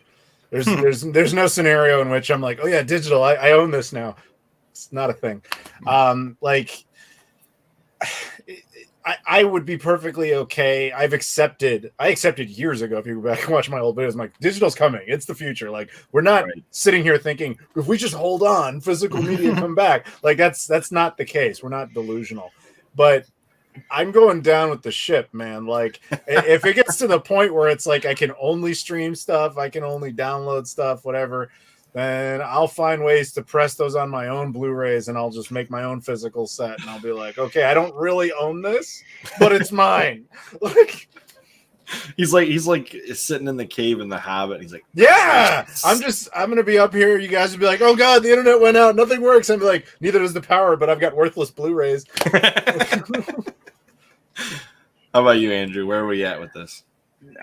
I think there is a legitimate form. It's what we were discussing about, like, if you did the license as an NFT and your game, like the game came with that key, and you had to play it through the wallet or whatever, attached, like linked to it. That would make sense to me. You could sell the game with the license. Like, if you actually could download the information, but it had to work with your key, then you could resell the key. Yeah. Because you couldn't have that key be in more than one wallet, so you couldn't even pirate the information if it was, I guess, locked to that license key. So I could see that bringing legitimate ownership to digital. At the moment, honestly, the code thing, I think, Andrew, I'll be honest with you, I think the code thing isn't going to work as well as you'd think. I think the better option would be similar to how like the credit cards have those like near field communication and built-in chips where it's like a really long encrypted key physically on something. For example, any format, right? Like, as much of a scam as the Amico wound up being, the idea they had for physical media, I think, could actually work. I don't think they would have ever got it to a working condition, but the idea was there. I'm just saying you could have the code be in any format, correct, within an NFT style licensing key, and it would just be playing through your wallet and like or linking your wallet to the game so that you could actually play it, the digital information. I'm just saying, like, a physical card that could scan would be infinitely more valuable in my mind than a digital signed license in your digital. I mean, wallet. they make physical NFTs. Yeah, they do. No, I mean, like, the NFT itself could be on a hardware wallet. It doesn't have to be a digital wallet. So I'm just saying, like, you could have physical retail cards. Like, I'm sorry, I'm destroying your ideal world here by putting pinholes in it right now. But I'm saying, like, GameStop could continue to exist if they could sell you physical little game cards that had like an NFT attached to that card. I mean, they could just as easily scan it to the console. They could just as easily sell the NFT if it came with the entire game information. It could easily do that too. But it's more fun to have a little credit card that has a game license. I mean, you're wanting I think you're. I want to feel the plastic. Yeah, you're overestimating how much Gen Z gives a shit about Chris. So Chris, his fantasy world is we bring back the Game Boy e-reader, but like bigger. All right, bigger and better. I think that's reference. Why how does GameStop exist if you go full digital? Does anybody have an answer for that? No, they don't. They don't. They turn digital themselves. They have. That's the only way. And so they become a Steam competitor. Right, that's what I'm saying. They become a Steam competitor, and they become they turn their block stores into more like meetup / arcade places. Which they kind of tried doing already. They've done a little bit with that. Like, if you go to some of them, they actually host tournaments for games. They try to host events quite often at different shops, so that might be the route they go. Maybe they try to make their own esports league / tournament. I don't understand why they don't have a like companion app that would be on your console where it would like you could either download it and like you could like look and like order physical games that way, and they could compare. It's like it's so much cheaper than the digital, and you can actually get the game. Because Microsoft, Sony, and Nintendo would never allow that app. Yeah, they have locked ecosystems for sales. Like, right, they're not going to allow GameStop to have an app. Like, yeah. Fair enough. Ideal. Right now, the biggest issue though is that you never buy the completed game, so there's always a reason for you to be connected to the internet to get updates and downloads. So as long as you can never buy a finished product, you will never own it. Here's something that I don't That's understand. a good point. It's only like sort of related. Just real quick. So I have a Switch, and you can put it in airplane mode, but somehow it still knows that a game needs to be updated. How does that work? Because you're never truly not. So somehow it must be connected still. They actually put a 3G internet chip in there just so they could send information. Wait, what? Not really, but no, I was making a joke. Oh, okay. I was like, they maybe they did put something in there that lets it figure it out still. Who knows? Mm-hmm. So here's actually something that I have started doing lately is with Playing new games. I do have a Steam Deck. I do. So like I have that, but I won't pay full price for any of the games I buy on it. Like I literally just won't. I'll pay half or a quarter or 10%. I'm not paying full price for a game on Steam. So I don't feel like I own it. But what I have done is gone back and bought games for older systems because that feels like full-blown ownership, like a Super Nintendo cartridge. Who's going to walk into my house and take that out? That game's going to work from now until infinity and beyond, right? Like that thing ain't going away. Yeah, well, it's just, again, you're attributing a different value to it. So, like, it is full price for you to pay $10 for a digital game, whereas full value price for a physical Nintendo game is $100. It's just you're attributing different value because at that point, you're only buying the experience, whereas with the Nintendo, you're buying the experience as well as buying the cartridge. So I'm paying for something that has and also the ability to resell value. Yeah. Potential investment depending on the game. I mean, yes, not that I cashed out or anything, but there was a whole lot of people I know that made a killing during the pandemic because of their retro collection suddenly being worth a ton. Did you hear about even one person making a killing on all the Steam games they downloaded? Nope. Because I don't own them. I will say you could technically sell your Steam account. If you wanted to like wholesale sell it, you probably so if I wanted could. to sell my house to get rid of my games, I could do that. Exactly. Hey, right? Adam. Okay. Yes. But did you hear about the kid who made $450,000 selling the Weird Whales NFT collection that he made? No, I didn't, but I believe people who paid for it must have been idiots. So I'm just saying, it's because it had crazy value during the pandemic. I'm just saying. No, retro prices have not gone down back to pre-pandemic prices. There was a time when the kids still made. There was a time when McDonald's was able to cash in on Mulan Szechuan sauce because of Rick and Morty. People do weird stuff out of nowhere. Like people have a habit of just wanting to buy random things. I mean, you guys remember that? A guy bought one for $10,000. Yeah, a little thing of sauce. There's always a bunch of people. There's always people who are like, I'm gonna get on this bandwagon and destroy my life in the process. People are weird. There's like the real question: 7 billion of us. Can I buy a Blu-ray of McMillionaires with Adam's signature on it? McMillion? Oh, McMillion. Yeah, I know what you're talking. The thing in my profile picture? Yeah. I have no idea if that has a physical release or not. You know I'm not in it, right? No, you just got to go to the screening, right? Yeah, I got to. HBO invited me to the screening of that. Yeah. There are some Adam videos out there, but didn't you do some? I have a YouTube channel, yeah. No. You did some actual films back in the day, released on DVDs, didn't you? Oh, yeah. Like short film. We're talking like college era, but yeah. There's various projects over the years, yeah. You ever thought about selling the Adam Koralik Blu-ray collection? Nobody's gonna buy that. I guess then you are essentially the same service as what you refuse to buy. You are digitally available, but I don't sell it. That's true. You do not sell it. You're advertising. I'm a free service. Go watch. Free with adverts. I don't even put those adverts on there, man. No, YouTube does that. YouTube does that.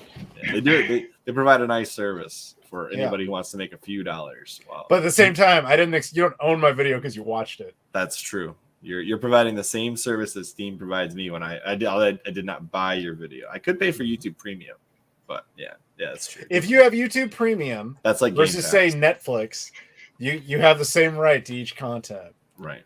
You're just watching it. That is a fact. I'll give you $2 for a signed copy of the Adam Koralik collection. Yeah, I know who that is. He's a guy in my Discord. We might actually start a video game museum together. There you go. And we could do the all digital one. We'll just have a hard drive in there. Everybody can go and look at the hard drive. Yes. Wow. So exciting. Here is another good example. Yeah, we'll have a whole museum. It's just got this, a 2 terabyte SSD, and everybody be like, that's every game ever made. If Meta gets their way, have you seen the commercial? Those kids will just be wearing Oculus, and they'll just be like, oh, it's a real world. So here's the last thing I want to bring up. So I know that the pandemic and other, worldwide conflicts have affected this, but how about like the EverDrive market? How do you feel about that? You're specifically referring to Crix? Yeah. Oh, so Crix is Ukrainian, in case that isn't the obvious elephant in the room. He's not in Ukraine currently. No, I believe he's in somewhere in the UK. Yeah, I think he went to Spain or something, but it doesn't matter. He's safe and he's still back in production. But as far as that goes, like having access, like Andrew said, there is physical media for older consoles, like a disc is now, where you could burn a disc and put it in your CD or whatever. Are you asking me if I own an EverDrive, do I own all the games on it? Well, that's a good point, but no, I just meant like with that existence, with that thing, you could have the same experience on any console that Crix has created one of these devices for, like Andrew said, without actually owning the copy or putting the physical copy in. You could still own it, back it up, put it on there, which I have done with my PSP before. I backed up UMDs and put them on the SD card in there, the memory stick that Sony uses, whatever format they decided to use. Whatever one they invented for that year. So my question for you is, having a backup and playing that instead of the real copy is, in my opinion, the same thing, like Andrew was saying, versus not owning it and playing a backed up copy of some legitimately acquired game. Those are different experiences, in my opinion, right? Because in one case, you're preserving your media by using the backup, and in the other case, I don't know how you got it, but you're playing it. Right. So you're doing it. So you sailed the high seas of the internet and found it yourself. Right. All right, so I'll give you an example of this. So the Sega Pluto thing that you guys didn't ask me to bring out here. I don't know why. It should have been. You can. No, it's too late. It's all the way over there. I actually, in all seriousness, if it wasn't like packed up and like, it would actually take like time for me to like get it out because I have to keep it all sealed up. Anyway, for that thing to work, you would have to use the original discs, but because it's such a rare prototype and Sega Saturn games are so expensive, I don't want to deal with that. So I use an ODE that we stick in the back that's called a satiator. The satiator has ISOs on an SD card, all entirely ripped from my own collection. That is the only reason they are there. So I allow people to then play them at cons and all that stuff. Now, the actual experience of I am playing a Sega Saturn game on a TV is technically correct. That is what we are doing. But the experience as a whole is you are playing a basically one-of-a-kind prototype. Through Lodmod is the rich guy in my Discord. Not surprisingly, he donated money to you. This guy, he's literally known as the richest guy like any of us have ever encountered. He just makes it rain money because that's what he does. Anyway, so thanks, Lodmod. Yeah, he's pretty cool. But anyway, yeah, I don't know where the hell I was going with that. Point is, like, one is the painting Mona Lisa experience versus the I'm just playing it copied experience. So just to follow up on that, Adam. Yeah. I understand why the nostalgia concept of the experience to you. If you played the original, right? If you played that game on that console with that whatever media you use, be it a cartridge or disc, I understand the nostalgia impact of wanting that same experience from the time you first played that game, and the game was so good it created such a fond memory, right? I understand that. But someone new today, let's just say a Gen Zer, because they've never experienced physical media. Some of them have. There's some in Adam's Discord. Yeah, I know. But there's a lot of retro Zoomers, more than you think. No, I know. More people in my Discord are Zoomers that are into physical media than there are millennials. It's depressing as that is. I'm just trying to make the comment, though, that theoretically for them, the nostalgia part.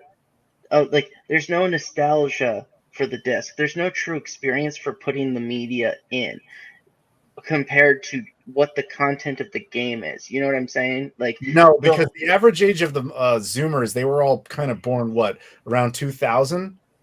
So that their first childhood consoles were still like the PS2 and the Xbox. Some of them first console. Some of them, but even the older ones are the older You're ones. Talking about like late. You're talking about like late gen. Yeah, you might be. This might be a better conversation to revisit. What's the new name of this current generation? It's like the alpha generation. Thing. Yeah, alphas. I can totally see that. Let's just pretend that we have a generation who's never done physical media. Alpha. Right?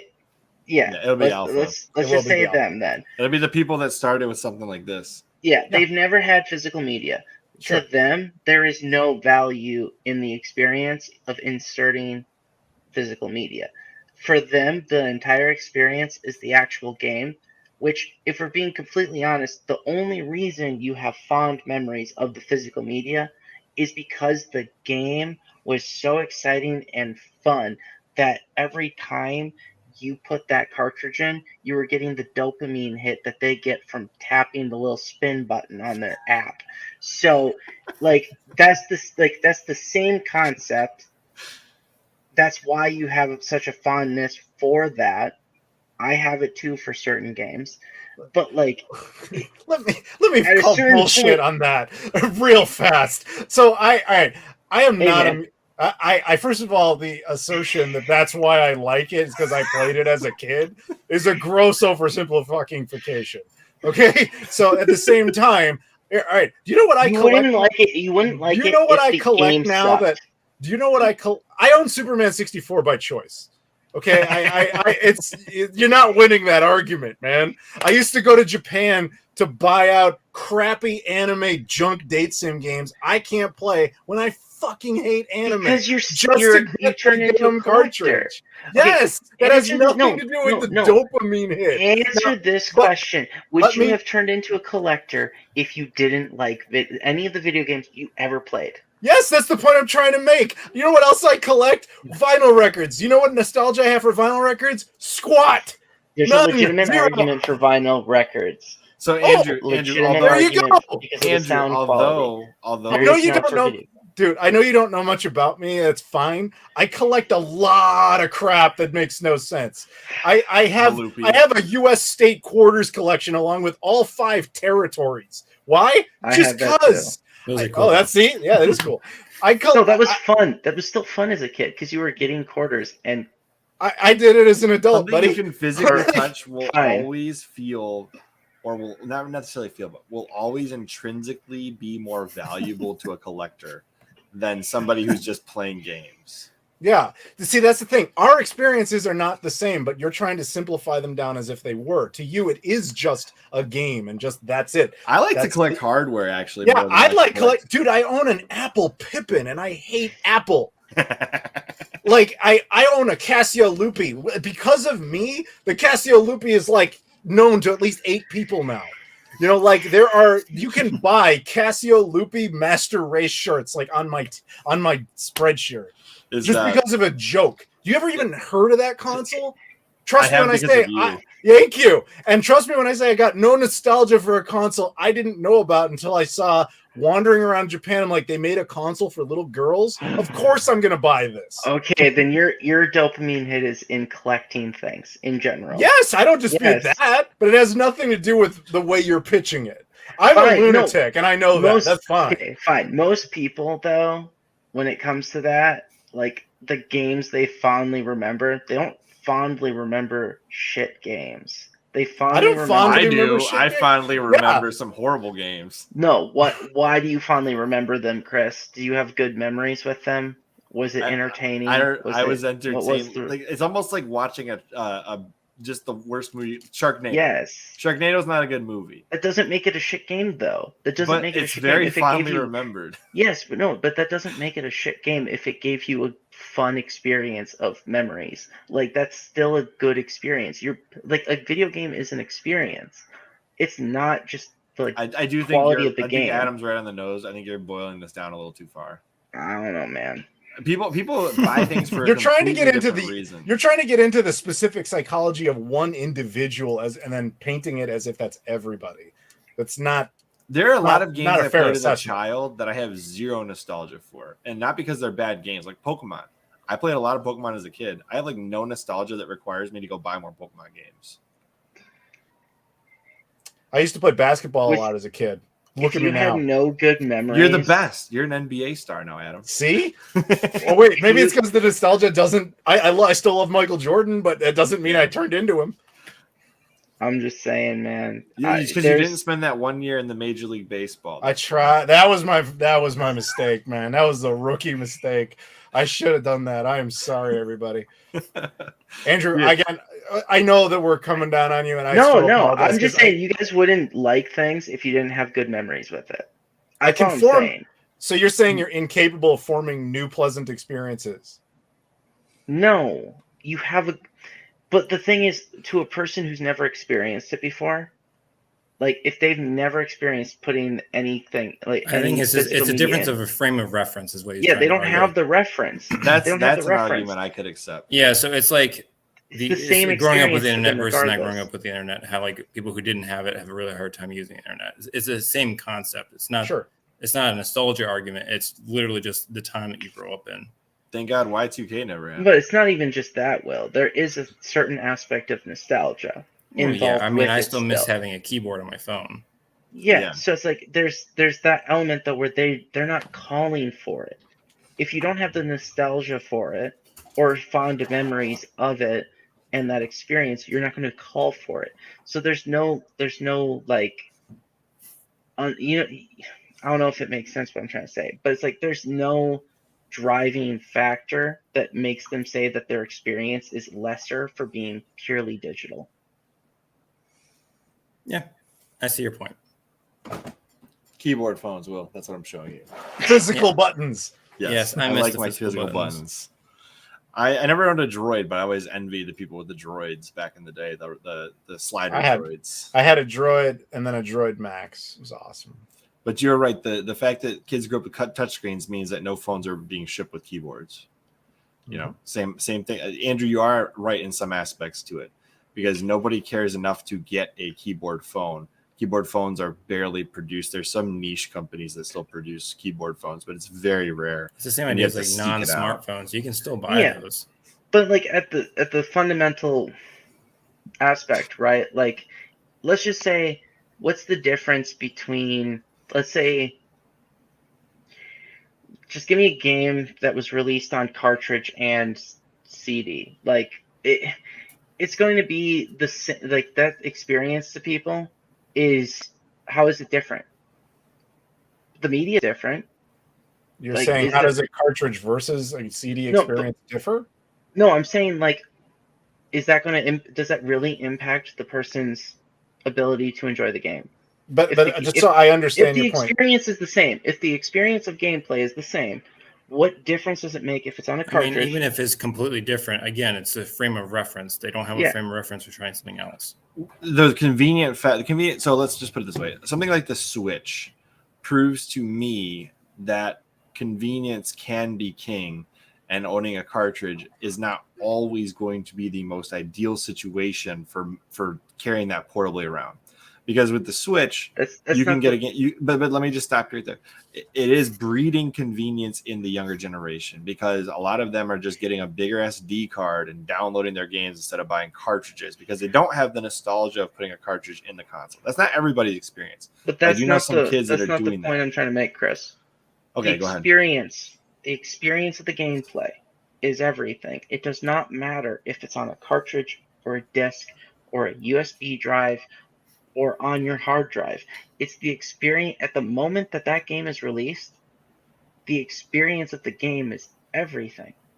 Well, yeah, I mean, experience of the gameplay. It's not the media it's on that matters. No one goes and be like, "Oh, I wish this game came out on cartridge instead of CD." Like, no one complains about a new game, but if somebody on a new media, they like, that's what I'm trying to say. They'll complain if it's a digital only, though.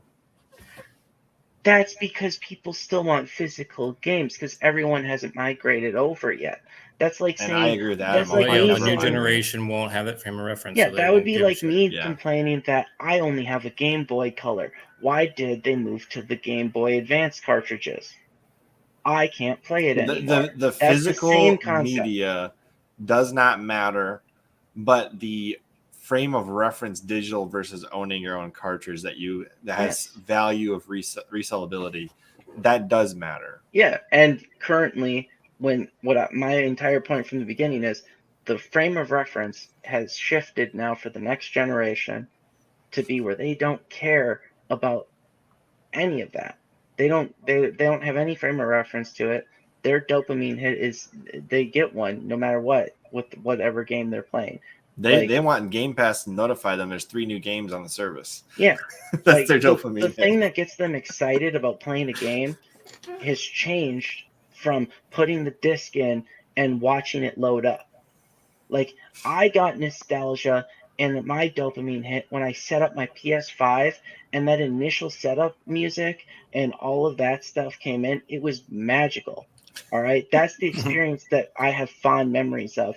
And it took me back so far in my like gaming history. All right. Like, that's one of those things. The frame of reference for someone who's like on the phone playing mobile apps as a kid, like they don't have that. They just get the notification that, oh, your timer to now be able to get a new free spin is just gone. It's open, or you can now do this in this game because microtransactions. Your parent gave you more money. Like, that's the frame of reference we have as future gamers. All right, like. I don't have this. This is not a fond memory for me. No, thank you. I could, no. If I get back every hour I spent time waiting for something to download, I would take every single one of those hours back. I have fond memories of the PlayStation music and the way that the PlayStation 5 did its setup menu because it was a fantastic experience that was actually very seamless and fast.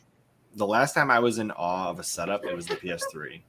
Because I got an HD TV for my PS3, opened it up, and I could see every little speck in that like cross media bar, like that little wave behind it. And I was like, whoa. And that was the last time I think the PS5 is a lot like the PS3 in that magic factor, which we discussed in that one episode. Yeah. So Andrew and I spent a whole podcast talking about whether the PS5 was worth it. What did you conclude? Most likely. For most people. It's worth it because you're going to have to make the switch eventually. And if you want PlayStation games, you're going to eventually. If you want PlayStation games, and Sony's going to make it worth it. So. Yep. What about you, Adam? Are you still enjoying your PS5? Yeah, I've actually bought games for it, unlike the other one. Like the thing is, the Xbox Series X is the one I use more, but like it doesn't have its own games. Like just backwards compatibility. Yeah, basically, yeah. It's just we have Xbox as a concept, and that's exactly why I bought it. I love backwards compatibility. So honestly, like I try not to come off as an Xbox fanboy, but I freaking love the what can't I think of the name of it now? The suspend game thing. What is the name of that? Where you can quick resume. Quick resume. I did not realize I needed that in my life until I had it, and it is the greatest thing ever. I do not understand how that technology works because you can unplug the console, plug it back in, and it's still you can just start your game up immediately. Mm-hmm. I think it's just sitting in the RAM, right? I could look it up and actually figure it out, but like I think more that's magical what it's this way. To not know. Okay. Yeah. So here's the other thing. Backwards compatibility. This is the last topic I want to talk about before we, unless you guys have a lot more to say, but backwards compatibility has turned all of your old games into licenses. Think about that. Like when you put an old game into a brand new Xbox Series X, that is literally just a license to download. Yes. Mm-hmm. Is there a question here? Or no, I'm just like, how do you feel about that? Like what? I still have my 360. I know you. The only thing you that do. had value, anyways, Chris. The disc, yeah. No, that's the only thing of value on that disc. Technically, is the license because per your guys' own standards. Not on the OG Xbox. The OG Xbox games that you put into the Series X. No, that had value on the OG Xbox. No, the only value is the license because without it, you can't resell it. So per your guys' own standards, that disc having a license is the only thing of value. But it also gave new utility to old games. Like the fact that they're in the backwards compatibility program means that they're they are more valuable than other games that didn't make the jump. How does it require you to have the disc in to play it then? Yes. Yes. Okay. Yep.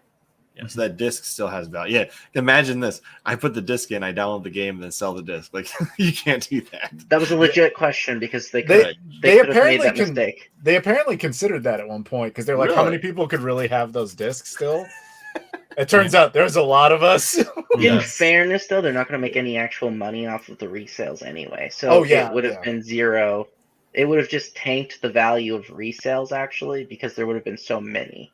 The thing with the Xbox backwards compatibility program is it was people forget this now. It was created as a, hey, sorry about the whole Xbox One thing. Please like us again. It was just a free service just to try and get 360 and OG fans back into Xbox. No, that was the only reason why I bought the Xbox One. Yeah. Like eventually it was because I could actually play some of my other games. Well, that and Halo 5 was promised.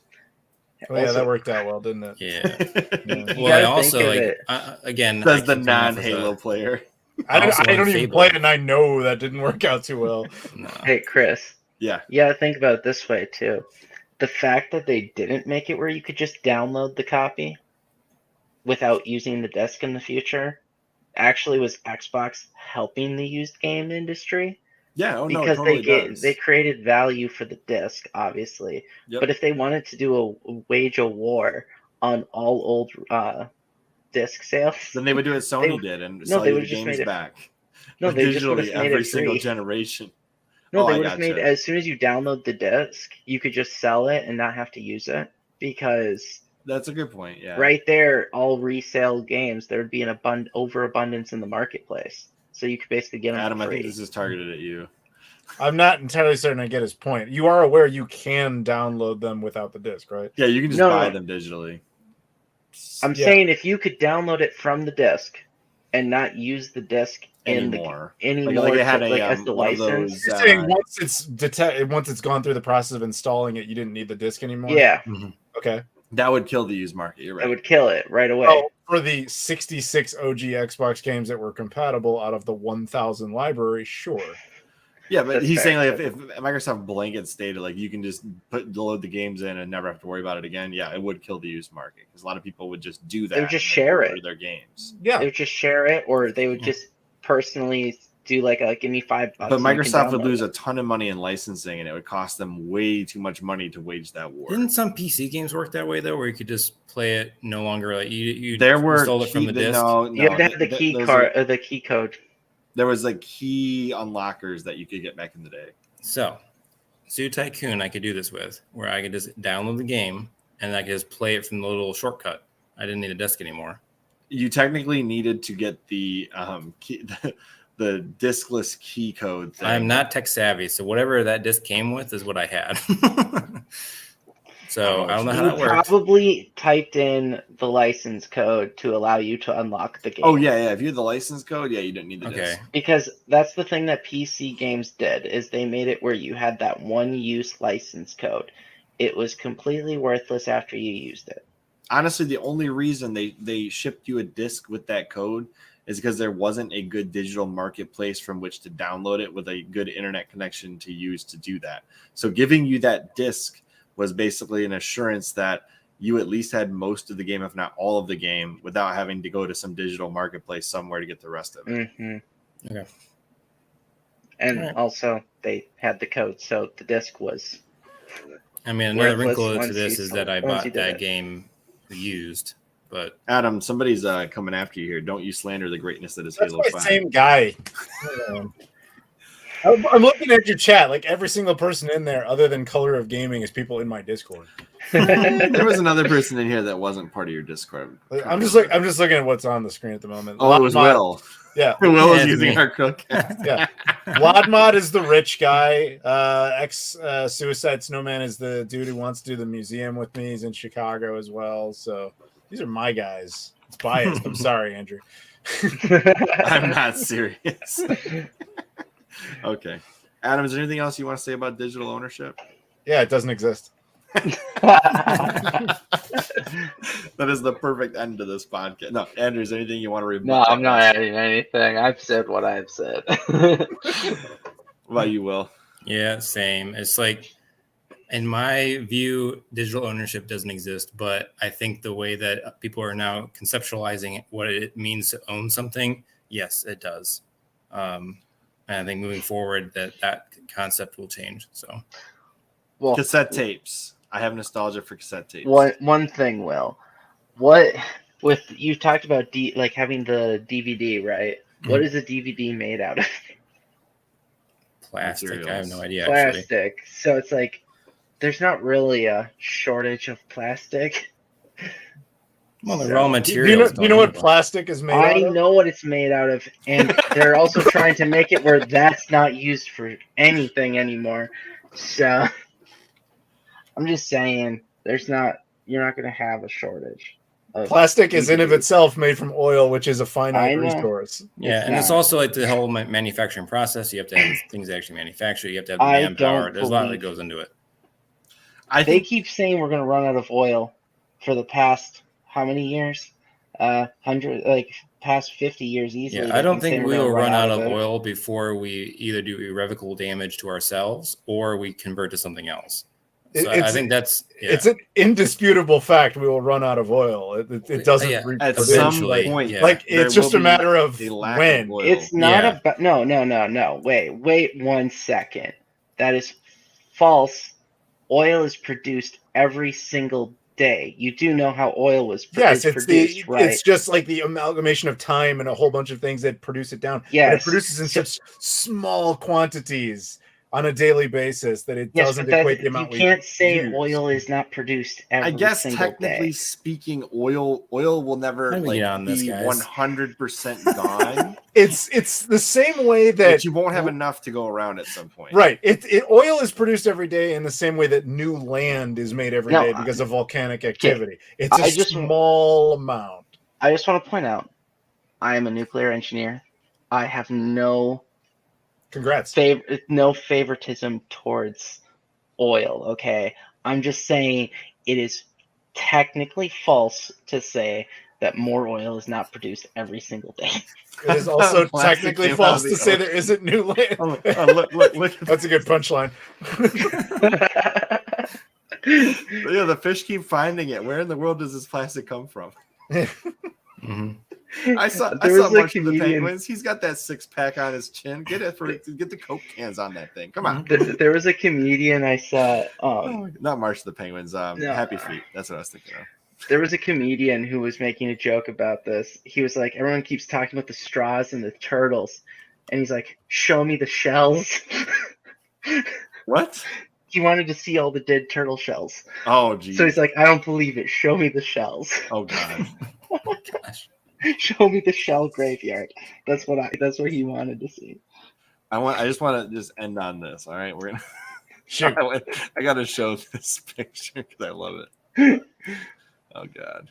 Are you really a nuclear engineer? Yeah. That's awesome, man. Congrats. You actually did something. Like, I mean, I There just it do is. YouTube. Congrats. You actually make the world better. Not really. Yeah, nuclear. No. No. Okay, All right, here we go. hypothetically, you make it better. That's what I'm talking about. There we go. That's where plastic comes from. Exactly. Yeah. Yes. Yeah. We just got to find all the penguins and get these plastic things so we can put more Coke cans on the shelves at Walmart. Then we'll be Okay. perfect. They should have put his picture on the pop On the Coke cans? cart. Yeah. That's actually, you know how they have the anti-smoking things where they make you show like the different cancers and stuff? They should have put that on the back of Coke bottles so you know Like, force exactly them what to you could put be. that there. Yeah, it's like you When could you turn buy this, into you're put- this. Yeah. I mean, we really could have an episode on plastic. You know, have you guys heard about microplastics? I don't know if you're. Yeah. Oh, Yeah. You I don't think actually anybody. have plastics in your body right now. Yeah. Yeah. More plastics now than any previous period in time. And Yeah, it pretty it small. mimics estrogen. Yes, it Plastic didn't exist until what, like the 1940s? does. Yeah, it was I a remember mistake too. What were they Yeah. trying to make? Does anyone remember? Yeah, I don't remember the history of it. It hasn't been around all that long. Mm-hmm. Yeah. But we actually engineered bacteria that eat it, so it's not going to be around forever either. But it also saved the turtles. So wait, what? Yeah, it saved turtles, sea turtles. Plastic saved the sea turtles. Yeah, because their shells are technically very malleable. So that's where most products were made from, is like seashells. Not seashell, the turtle shells, because you could actually heat them up and mold them into things. So like combs and stuff and glasses, like, you know how there's actually different styles that are actually made to look like. I mean, couldn't you make the same argument with oil and saving whales, though? And yes, exactly you can. Yes. And you can also say plastic helps save elephants to a certain extent, because you don't need the ivory anymore. Because ivory, whales were used for a lot of things, actually. If you ever, we need to get C and me, Maria, the marine biologist, back on to talk this subject. I think she would be a great one to discuss this. I see her advocating for microplastics all the time. You have to look at the last. No, I did. I saw it. The plastic is harvested almost exclusively from the Kardashian family, and I laughed at it already. All right. Anyways, guys, I do think we've killed this subject at this point. I think so too. More dead than the fish from the plastic in the ocean, but that's besides the point.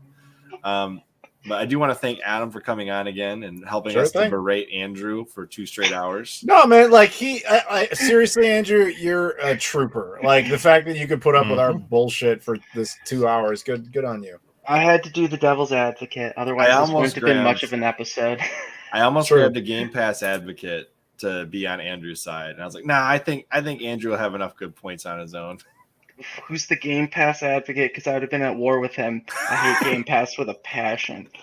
That would have been fun to watch. We would have just had popcorn, the three of us. I've just been saying, stop trying to help me. You're just an advocate of the worst thing on the internet. Yeah, we should have a discussion on Game Pass a different time, Adam, because I know you'll never subscribe to it, right? Nope. No chance. Actually, Microsoft keeps sending me like free keys. I gotta redeem them. The problem is, once you redeem it, it's like, okay, now you can't have your like games with gold status back, because it's now you're just kind of stuck to this. No, I was able to get out of it. Really? I backed out of Game Pass, and I'm just a gold subscriber again. Huh. Well, good. Maybe then I'll do it. No, you have to. So once you're gold, so the only way to get out of it is you wait till Game Pass expires, and you have to actually force it to expire by canceling any like renewal or anything like that. And then you have to wait a day past that, and then it'll give you the option to resubscribe to gold. So that's what I had to do. Yeah, I had to go a whole day without Xbox. So it's like a lot of work. It's a lot of work than not doing it. Exactly. I would not recommend going to Game Pass unless you have unless you really want Game Pass. Yeah, I mean, I like Game Pass, but it's because I get to play a bunch of indie games I would never have bought. If they gave me Game Pass Ultimate for like a decade, which includes gold, then maybe I would be like, okay, fine, it's free. It's fine. But like, nah. No, but I'm one last thing since we're here right now. One last thing. I keep getting handed offers for Apple Music, but I found out that Apple is very sneaky, and this is probably why they have a class action lawsuit against them. The second you accept the Apple Music subscription, it actually adds DRM to your whole iTunes library on your computer. It literally just attaches DRM to everything. It gets in there. It's like an invasive species. It just parasitically like I said before, it's a virus. I'm like, no, I'm not going to ever sign up for Apple Music because I have so much DRM-free music in my iTunes library from every CD I've ever synced with iTunes. Like, no way I would ever sign up for the service. So, Apple's very sneaky. Just watch out for what Apple's doing. That's why I don't know. I am proud to say the only Apple product I own is the Pippin. I own an iPhone, but there's a different reason for that. Sorry. Yeah. Anyways. They at least pretend like they care about privacy. That's the only reason that is a fact. Yeah. They do act like they care about privacy, even though no company in this industry probably cares about privacy legitimately. And there's another company that is Skynet. ABCs that will be Skynet in the future. Anyways, as always, I'm Chris. And I'm Will. And I'm Andrew. I'm the other guy. Adam Meh. Oh yeah, that's right. Make sure you guys subscribe to Adam Meh. You know how to find him. Yeah, I don't know who put that awesome thing in there. I had to fix that. YouTube.com/Adam Koralik. There you go. If you can't spell that, it's on the screen in like the most tiniest font that StreamYard can possibly stream it at. But hopefully you can read it. ADAMKORALIK. Go subscribe. He's got the check mark. That's how you know he's cool. So yeah, that was before they took that away. you can't get that anymore. Really, the verified check marks are gone? Yeah, they sent us all a notice, but not that this is about this, but I'm just going to tell you guys a stupid story about YouTube. A couple years ago, they sent every verified user an email saying they were getting rid of check marks and taking them away because they were trying to figure out who was real and who wasn't, and this was the best way to figure that out. And everybody's like, you realize the check mark already tells us who's real. Like, that was the whole point of the system. So after like PewDiePie of all people got involved, they were like, okay, backed off. They let everybody keep their check marks, and now they're like, new check marks is not going to be a thing unless you're like a really special case. Yeah, I guess you can't even apply for one unless you had 100,000 at this point. Like, that's the bare minimum. When I had 100,000, it just automatically happened, which is probably why they were like, that was a bad system, because they were just automatically verifying everybody who hit that number. So it could have been bots, it didn't matter. But yeah, there were too many real YouTubers who were giving them crap, so they just said, all right, fine, I don't even care anymore. All right. Well, Adam, like I said, appreciate you coming on again. Yeah, always love having you on here. And if you're ever in the area, stop by. Or if I don't know where you live. I'll tell you after. Okay, well, how am I supposed to drop in? Exactly. Yeah, you know where at. No, it's all good. I don't know where you live. Southeast Michigan. You're ever somewhere vaguely in the country. Southeast Michigan. Oh, you don't have to be that specific. You just said Michigan. Yeah. We're exactly 4 hours from you. There's a video on YouTube that actually says the town I'm in. So, there's already that existence. So. I live in Chicago. I'm not shy about it. Well, there's a lot. That's like saying I live in like LA or New York City. It's very hard to just find you. Third biggest city. I'm proud of it. Yeah. All right. As always, Will, how do we sign this thing off? Oh no, you screwed it all up, man. I did. Yeah, you screwed up by continuing. We did. Yes. So we'll see you on next CHRILLCAST. Bye, guys.